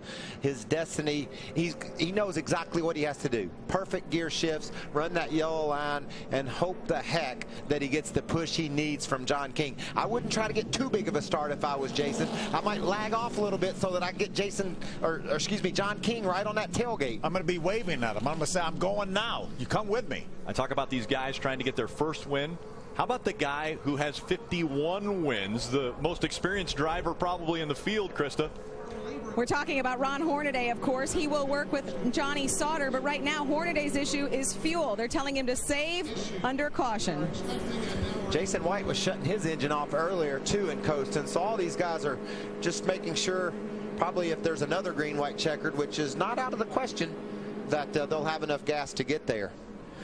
Like you said, Phil, if I'm Jason, I just want to get an average start. I don't want to try to jump out there too far. We talk about these guys and their inexperience at this racetrack. How about John King? We were able to ask him about his first experience here at Daytona. This is what he had to say. Oh, man, this is unreal. It's I always come here as a kid. It's neat to finally be here, be able to drive. It's unreal, especially if they're in the middle of a practice session. You hear the cars go by. You're like, what was that? But it's pretty awesome to drive in through the tunnel and see this whole deal. It's so big. Maybe nothing bigger than if he was able to get in front here at the end of this race. I bet you Mark Martin's glad he stayed up now. This is big. you got such a variety of people at the front. Like you mentioned, 51-time winner Ron Hornaday, John King, Jason White, who's been working his rear end off to try to get to victory lane in one of these truck races, and Johnny Sauter raced for a championship last year. He came up second. He don't want to be second again, not at Daytona. And remember, Jason White's driving a Ford. It's been a while since we've seen a Ford in victory lane in the Camping World Truck Series. Can Jason White do it for the Blue Oval Group? Or will it be another Toyota that makes it back to victory lane? Or does John King get a little overzealous and start pushing a little bit too hard on Jason and get him out of whack? That's something else Jason's got to consider. He's got a cat behind him that's going to be on the gas and doesn't really have a whole lot of experience at this. We see John King down on the apron. Smart move by the young man, because the pickup is in the right rear corner of the fuel tank. So he's down on the apron making sure that pickup is getting all the fuel it can get before they come to this restart. Just remember, he's got his teammate lined up behind him and Todd. That's Jason White's radio. A lot of stuff for Jason to consider here. Pace car, hard left turn. Field in the hands of Jason White coming into the tri-oval. Green flag back in the air. Green-white checkered for the trucks to start off 2012. How about Mr. Restart, Ron Hornaday? We know he knows when to go, and he's got a hold to Johnny Sauter right now, and he's going to push Johnny Sauter ahead of Jason White. We know how Ron Hornaday knows how to push. He pushed Mike Wallace to the win at Talladega. Jason White's fighting back on the bottom. Those two are locked up on the high side. Can Johnny Sauter move down? He does. He moves in front of Jason White. He'll take the top spot now as they go down the backstretch. Less than 2 laps to go at Daytona. If I'm Jason White, I get a hold of Johnny Sauter here and try to push him home. Temperatures won't matter anymore. He can shove him all the way to the checkered. We heard James Busher say earlier, I don't want to be leading when we come down to the final lap. I want to be second. I think that's the best place to be. How about Rick Crawford going up through the middle? They're not going to make it. Contact and into the wall. The 19 goes around. That's Brad Keselowski. Flying through the tri-oval once again as the caution comes out. They did not receive the white flag. We will have another green-white checker. Who was running second? Who was running third? Johnny Sauter was leading when the caution came out. Ron Hornaday actually beat him to the line, but Johnny Sauter was running ahead of Ron Hornaday when the caution came out. The question is, who was second, who was third? How are they going to line up on this restart? And NASCAR will use cameras to figure out where to put them. They'll use the scoring loops. So right now we don't really know what the lineup is for the restart. Right now they're going to use the scoring loops to reset them. They do use the cameras on the very last lap to determine positions after the race is won. They're going to use those loops. Look at all the damage to Rick Crawford. He was making that move up to the front. We also saw a lot of damage to the 24 of Max Gresham. Yeah, the Some 19 of Brad Keselowski. That's the first truck I saw sideways was a 19 of Brad Keselowski. You see, Brad, there's a 19 there. He's pushing the 31 of Buscher. There's Clay Greenfield. Clay Greenfield just turns him around. Gets him into this left rear quarter panel, turns him right in front of Rick Crawford. Then they catch Max Gresham up against the outside wall. Guys, now fuel is going to become a real concern if these guys were about to run out a minute ago. Ty Dillon does an excellent job. Again, watch Ty Dillon here. Clear to the middle behind the 73, outside now, bottom of 3. Bottom of 3, hold on, you got crash in front of you. Check up, check up, check up. Got in the back of Ryan Siegel a little bit. Come on, stay back. But kept that truck straight. That's the important thing. Could be some real damage to the grill of that truck, though. Looks like it's all right, Phil, as he drives off. Yeah.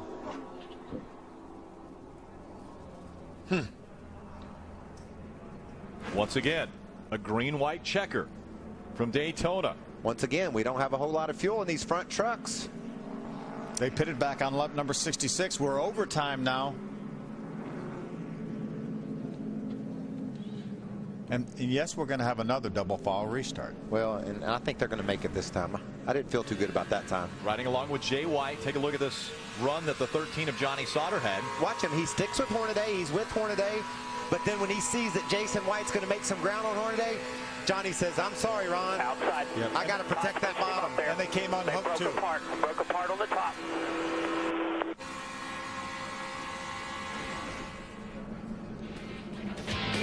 Dusty Davis in the 15 is going to have some work done to his truck. Well, they don't even want to take a break. The fans on their feet during this caution. In 5 weeks, the Camping World Truck Series goes short track racing as it visits the tiny paperclip, Martinsville Speedway. A new season is underway, and the grandfather clock is up for grabs once again. Whose time will it be in 2012? Tune in to find out. Chris Devoda hosts the setup starting at 1 p.m. Eastern, followed by flag-to-flag coverage. Only on Speed. From the super speedway to the short track. That's right, Martinsville, our second stop for the Camping World Truck Series. The guy out front, the 23 of Jason White. What's happening with him, Ray? Very close on fuel. His new crew chief, Doug George, has been saying, save me every little bit you can. We go green, white, checkered here. Hopefully this will be it. But if we get another one, some of these guys could run out of gas. You know what happened on the last restart? Mr. Restart, Ron Hornaday was able to push Johnny Sauter to the lead. Now Jason White is going to have a very fast truck, is going to have Ron behind him. Johnny Sauter has John King. John doesn't really do this a lot. Second attempt at a green-white checker. Green flag back in the air on the inside. Johnny Sauter on the outside. Jason White. Side by side as they go to one. See if Ron can get there. Ron's needing to push right now for himself from Brendan Gaughan. Which line will go? The inside line. They've been hugging the yellow line all race long. Johnny Sauter now has the preferred position. Right behind him, John King has never run a Truck Series race at Daytona. He's running second now with under 2 laps of racing to go. Remember, James Butcher said the leader is going to be a sitting duck. Will they get back to the start-finish line? And will John King have enough experience to know how to get by Johnny Sauter if he has that opportunity? 3 wide coming through turn number 4. Hornaday just didn't get a start that time, Phil. Sure didn't. He's fallen all the way back outside the top 10. Oh, around goes Johnny Sauter. John King got in the back of him, and Sauter goes into the wall. He'll collect his teammate, Matt Crafton, as they come to the start-finish line. We will have another restart. They did not receive the white flag before Sauter got around and into the wall. Depends on when the white flag got thrown. Displayed, we see hard damage on the 81 of David Starr. John King. Brendan Gaughan's South Point Chevrolet with a tremendous amount of damage. John King, Todd Bodine, Timothy Peters, Joey Coulter, Justin Lofton. They're your top 5. Look at your race leader. obviously frustrated, had a chance to win here at Daytona. I talked about, you said it, he doesn't do this a lot, hasn't been here before. We talked about when he was going to push Jason White. You know, you got to be worried about John King. Yellow did come out before the white. Look at the damage to the 82. That's Grant Enfinger. He has smoke coming out from under that truck. Take another look. Will NASCAR do anything with John King? Was Todd Bodine pushing John King and push him into Johnny Sauter? Was Johnny Sauter moving up to try to block John King? Who knows what all happened there? Look at all the trucks that got collected. It looked like John King was going to the outside of Johnny. No, he just got a hold of his back end from the wrong angle. Yeah. And turned him sideways. Todd had rooted his way down to the bottom of the racetrack, and there's two Thor Sport trucks clobbering each other. The last thing a owner wants to see is his trucks running into each other. A lot of damage, a lot of parked trucks right at the exit of the tri-oval. NASCAR is going to red flag the race. That means they're going to take the time, stop all of the trucks just out of turn number 4, and clean this up. A lot of trucks involved in this most recent incident.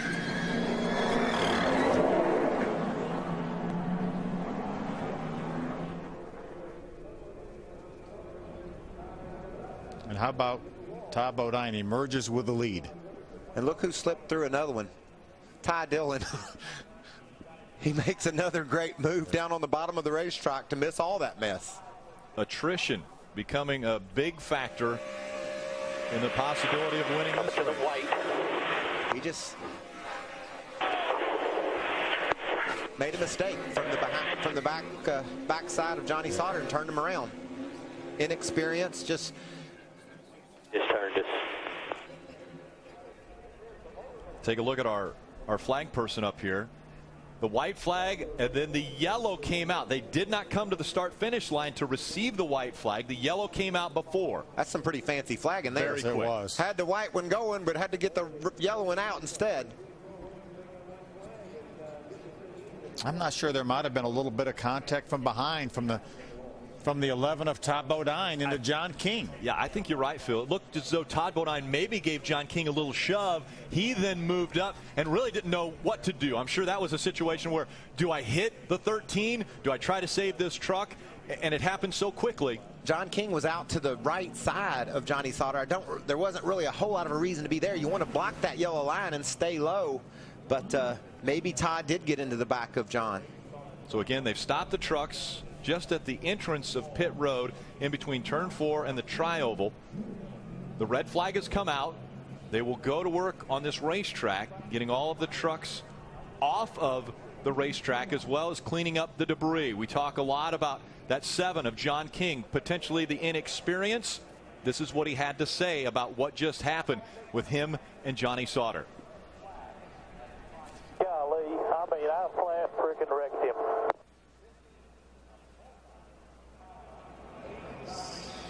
That's a lot of weight to have on your shoulders when you make a mistake. Same thing happened to me on Thursday in the 150. I messed up, and you feel like you've let everybody down. And at least there wasn't anybody else involved in my accident. It was just on me. In that case there, look at the melee that resulted in John King making contact with the back of Johnny Sauter, our leader. But maybe we can look closer. I don't think Todd was into the back of John King, but and John may not even realize that Todd was in the back of him if he was.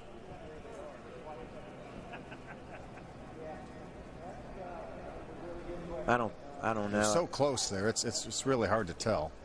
You see both John King in the 7 and Todd Bodine in the 11.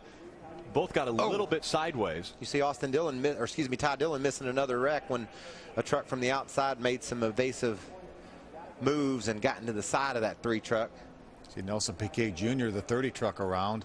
Hey, there's my truck I won with last year. It's tore all to pieces.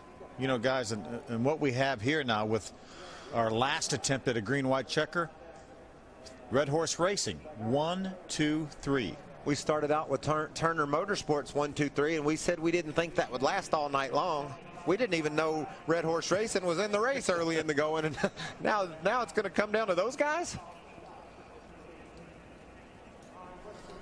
And we've seen before where Timothy Peters and Todd Bodine have been together going down the backstretch inside of a lap to go. Timothy Peters got Bodine a little loose, went on to win the race, right along with the 3 of Ty Dillon. Watch this move he makes. They're crashing again. I'm going to go low. I'm all right. Get to the bottom. Get to the bottom. Come on. Stay in it. Stay in it. Stay in it.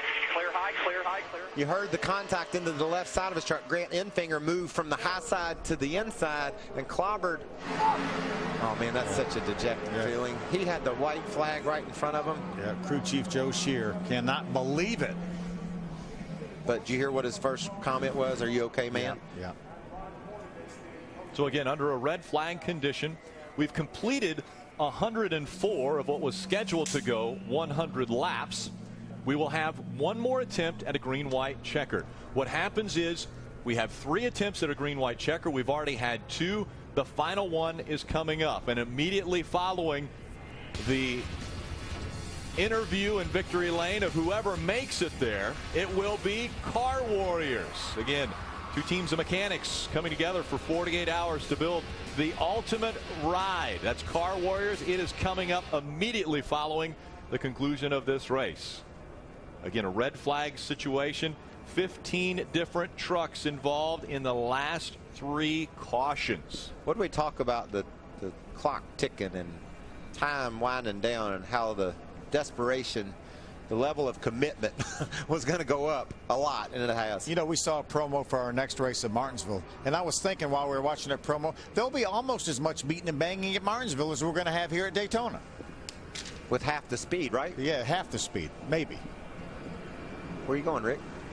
I'm standing up once again. I know it's going to get intense again. Looks like you're having a fit, too. Well, Ron Hornaday sitting in his truck, waiting for the final 2 laps of racing. We are waiting as well because we're under a red flag condition. They continue to clean the racetrack. When they get it cleaned, we go back green.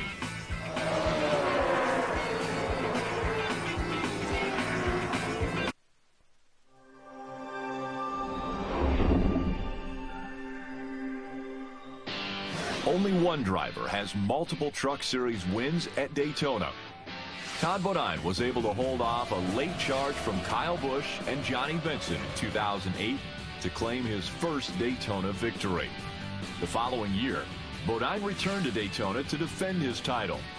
Kyle Busch again finished second, and Bodine became the Truck Series' first repeat winner at Daytona. And now Todd Bodine behind the wheel of a new truck with a new team, but in a very familiar position, leading the field at Daytona. He will restart in the #1 spot. Timothy Peters, his teammate, scored second. He's surrounded by teammates. He's got one beside him and one behind him. One behind him kind of got in a bind a minute ago, though. Sure did. How about Matt Kenseth? Good thing there is only 3 green-white checkers. They would run out of trucks. Mike Davis said, if I'm ever stuck in a minefield, please grant me the good fortune of being stuck with Ty Dillon. Talking about how well that young man has been able to avoid all of the incidents that have taken place tonight on this racetrack. We got a good shot of Ty's truck sitting on the racetrack during our commercial break, and I'm not sure that right front tire may not be down on that truck. They might have to bring him on to pit road and take a look. Let's go back to pit road and Ray Dunlap first. Hey, Rick, I was standing down in Todd Bodine's pit, and the NASCAR official came over to talk to Rick Gay, who is Todd's crew chief, and he said, I just need you to know that the 7 is actually the leader, not the 11. He said, what? What are you talking about? He said, when the yellow came out, the 7 was the leader. So apparently NASCAR has taken a look at some video. So what the pylon shows and what our scoring shows may not be the way they actually restart.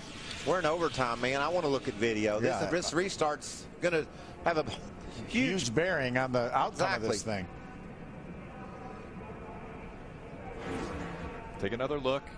We see how quickly the yellow comes out. You can watch the colors change on top of the flag stand as well. There's the yellow right there. Well, if you go by video, Todd's clearly in the lead. But if you go by scoring loops, I'm sure it was John King. Might have been John King. So, and I think scoring loops is what we use prior to trying to determine the finishing order of the race. So John King catches a break here. He's going to be your leader, but What kind of break is that? He's going to have one of his teammates right behind him, Phil. Yep. Doesn't have to worry about trying to push anybody. PK Jr. in a very fast truck maybe will be behind Todd Bodine. Is that right? There is that right front tire that we saw of Ty Dillon's that is down. We're back under a yellow flag condition now. They brought the red flag back in. Yellow flag is out. So that's why they're able to move on the racetrack and go to work on this number 3 truck, as well as the other trucks that need some assistance. PK Jr. coming to pit road. It looks like Joey Coulter will be lined up behind Todd Bodine. Here's a look from Ty Dillon's truck. Good to push hard here. Got a big crouch ahead of you. Check up, check up, check up. Get to the bottom, get to the bottom. Come on, come on. Stay in it. Stay in it, stay in it. Clear. Did you hear that chunk into the side of his truck? He missed another crash. Grant wasn't able to miss Ty, though. They're making sure that that fender is not going to rub against the tire. You know, we were talking about the scoring loops and how they're going to put John King back in the lead. We were so close to the start-finish line because you know that last scoring loop was well back of that. Yeah, probably before they come into the tri-oval league. Yep. We were looking at Nelson PK Jr.'s number 30 truck on pit road. Again, Car Warriors, that's coming up next. Following the final laps of this wild Camping World Truck Series race. John King in front of the field in his first ever Daytona Truck Series race. Remember about, feels like a day or so ago, when Jason White looked like he had this thing won? He doesn't anymore. Well, it's not over yet either. Guess what? There goes another lucky dog. Looks like for Paulie Haraka getting another one back. When they come back by, they will receive the 1 to go signal. One more attempt at a green-white checkered finish. If for some reason prior to the white flag coming out the yellow comes out, they will be frozen in their position, and that will be the finishing order of this race. There has been more communication on the radio. Let's listen in.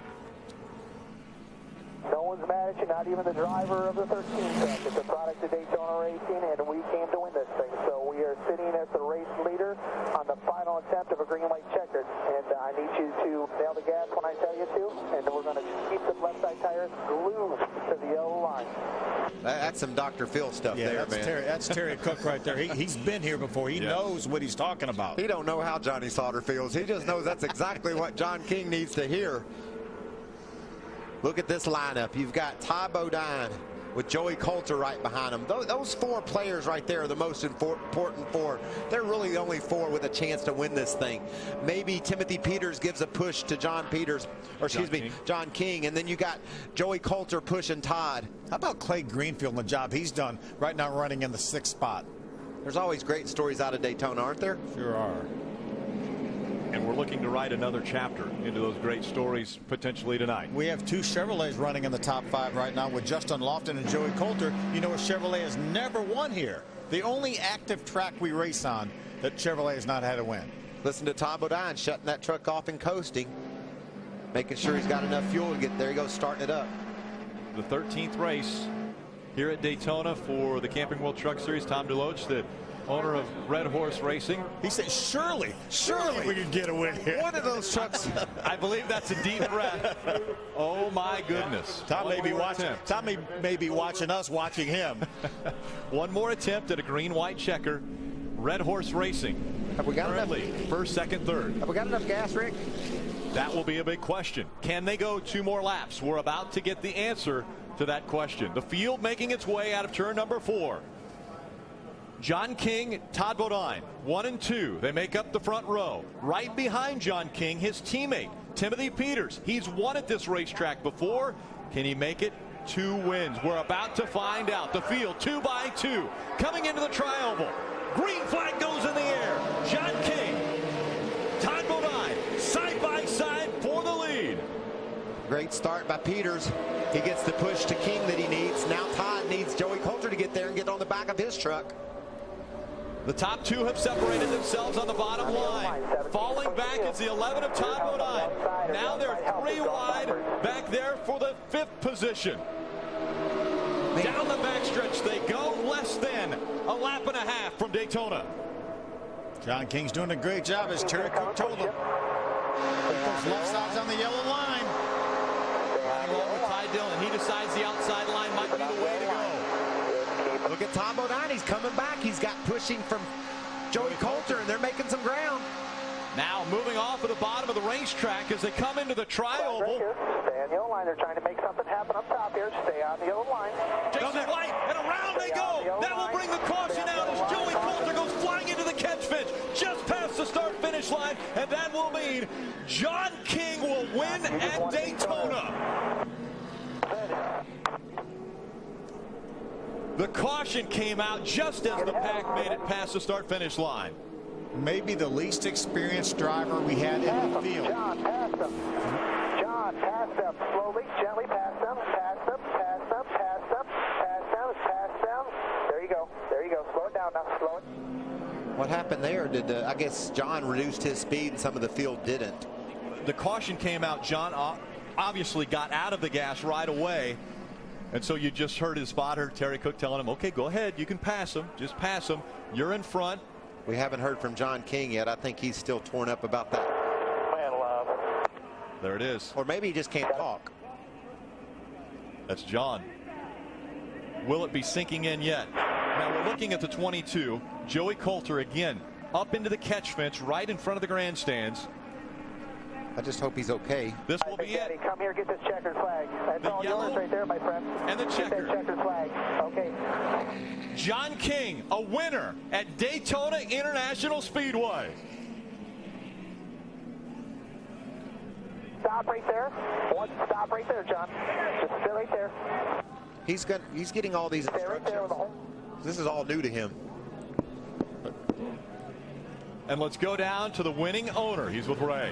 We saw a big breath and a sigh there. Did you ever believe this was possible? No, never. This is unbelievable. Thank God for all he's given me and given this team. It's fantastic. I know you've been to Victory Lane a few times, but how about Daytona? How's that going to feel? Oh, we've been there with Timothy and Todd and now with John. All three of my drivers will have been to the Victory Lane at Daytona. How about that? That's quite a thought. John King wins at Daytona. Do you believe it? John King wins his first ever Camping World Truck Series race in just his 8th start. He becomes the 3rd driver to score his first career win at Daytona, and this is how it happened as far as the caution coming out. Look back in the middle there, the 22 of Joey Coulter. A little bit of contact with the 31 of James Busher. Gets up into the catch fence, and man, does that catch fence do its job. And of course, Ty Dillon slipped right through again. See Ty there in the truck with the bright neon orange, just slips right through. I'm just glad Coulter's okay. That was wild looking. See the way it ripped that back of that truck apart? Well, it sure did. And the front.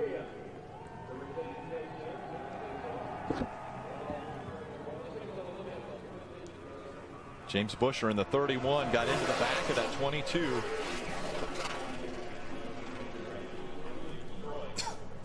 Watch this. Well, look at that ride, will you? Is that Hornaday going underneath Joey Coulter? Hornaday underneath the 22 of Joey Coulter.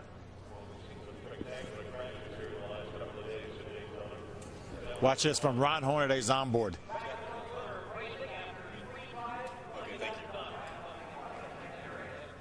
Okay, we got one ahead.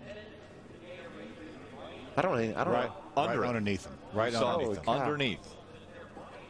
How about Todd Bodine's view? Did Ron Hornaday get in the back of James Busher and turn him sideways into the 22 of Joey Coulter? Definitely somebody turned. Watch the 31 get turned. 29's with you now. White flag, middle of 3. Crashing ahead of you. Stay down. Get down. Come on. Joey's upside down. I don't know if he just got in the speedy drive up there, Phil, or if maybe Ron got in the back of him. But there goes Coulter walking away. Unbelievable. And the bow to the crowd. We have seen 2 amazing hits tonight, and both drivers walked into the ambulance. Now let's go to Hermie. Timothy Peters, we've both been around this sport a long time. I'm not sure I've ever seen anything quite like that. Great night for Red Horse Racing. 1-2 finish. Congratulations. How about John King? It's go back to Top Gun. You never ever leave your wingman, right? So I tell you, that awesome finish, Daytona, the fans. How about our Tire Kingdom Toyota Tundra? Toyota 1-2, Tom Deloge, thank you for the opportunity. Joe Gibbs Engines, thank you, Mark Conquest, and everybody back at GE. Everybody worked their tails off. Butch Hilton, all these crews. I'm so happy for John, his crew chief, Chad, Todd. Way to go with him tonight with Good Sam. So great night for the organization. Great night, top to bottom, from Red Horse Racing. Krista? Back in the garage with Johnny Sauter, who could just about taste the Daytona victory. I heard you say, sorry, boys, I just couldn't hang on. Did you get help from behind? Yeah, for sure. It was pretty substantial help, too. And I just see the replay here. It just looks like he's crossing over here, and he's obviously getting help from the guy behind him. It's probably Bodine. He's known for driving a little bit over his head at places like this. But nonetheless, super proud of everybody on this Hot Honey's Curb Records Toyota. We were in position, and I felt like we were in a catbird seat there, and you can see right there that I'm trying to do everything right, and I'm actually getting pushed the opposite way. But Daytona's been an Achilles heel for me. For whatever reason in the Truck Series, it's impossible for me to get to a finish. So I had no expectations going into the race today, and am I surprised that I'm standing here with a 24th place finish? No. Thanks, Johnny. Hermie? Travis Quaffle, didn't know you'd even be in this race till a couple of weeks ago. You guys come here with one truck. You got to get in on speed, end up with a third place finish. Congratulations. Well, thank you. All the credit goes to Robbie Benton and everybody at the RIB racing team with Brack Maggard. I mean, they brought me a really solid Toyota Tundra tonight, and we were happy to have Toyota Parts and Service on the side of it. We just kept it out of trouble, and that was kind of our strategy. We knew we had a strong truck. Just make the right moves at the right time, stay out of trouble, stay in line when we needed to stay in line. The guys on pit road did a great job. Just really proud of everybody on this team. Like you said, it was a week ago, I think, is when I got the call. So come out here with a good top 5 finish. We're really happy. That's Travis Quaffle. He used his experience to get this truck to the front at the right time. Can you, to walk out of there with a third place finish with all the crashes and everything that happened, I bet you Travis says, okay, we'll take that. Our DirecTV unofficial results. We give you the top 10 because NASCAR is going to continue to look at video and the scoring loops to fill out this top 10 as well as how everyone finished. Well, John King has made it to victory lane at Daytona. One of the most coveted pieces of land or real estate in all of racing. And it's John King, a 23-year-old from Tennessee, all smiles as he gets ready to climb out of that truck and celebrate for the first ever time in the Camping World Truck Series. I've got to believe that in his wildest dreams, he would have never thought he would have ended up in victory lane. Let's go down there. Well, it is a Gatorade shower. The helmet's off. He comes out of that Red Horse Racing truck in just his 8th career start. 32 years ago this week, we saw the miracle on ice at Lake Placid. Today, we see the Cinderella story at Daytona. You ever even dream that this was possible? Man, I'm a rookie. I'm not supposed to be here. Oh, my gosh. This is unreal. I tell you what, this Red Horse Racing team is unbelievable. From the owner to the tire guy, everybody does their job. I don't know what to say. It's a dream come true. Congratulations, John King, not only the winner, he'll go out of here as the points leader. Hermie? Well, Ty Dillon, you guys had such an up and down night. Up front, fell to the back, got to the front again. You were on pit road with only a couple laps to go. Got to be happy with a 7th place finish, given where you guys came from tonight. Yeah, I really am. Going into this night, we knew it was going to be a wild race like that. We just we wanted to finish the race, and by able to finish the race, we got a decent finish out of it. We were just trying to play it cautious. It hurt us a little bit as far as putting us in a position to win, but we just wanted to finish this race. We knew a lot of the contenders would be taken out by just things that happened at Daytona. So I'm glad we got through it. I feel like we were a magnet. This Bass Pro Shops truck is so bright, it might attract some of those wrecks, but no, it was a great race. Thank God for getting me through it all. Some of that stuff, I don't know how I got through it. And it was a great truck. I could do whatever I wanted to, but we just played it safe, and we got a bigger picture in mind. That's Ty Dillon. He gets a top 10. Rick? Thank you very much, Hermie. And looking at the big picture already is Ty Dillon, and we've just completed the first race of 2012, and it's a 23-year-old rookie that is standing in victory lane right now celebrating. And about speechless, I would say he was. He said he didn't know what to say.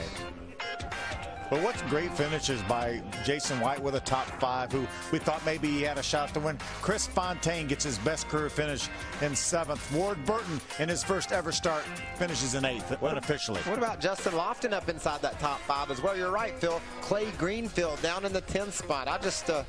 I love Daytona for that. You know, guys can come here, persevere, make it to the end, and get a good finish. All the drivers from Red Horse Racing with big smiles on their face at the end of this one.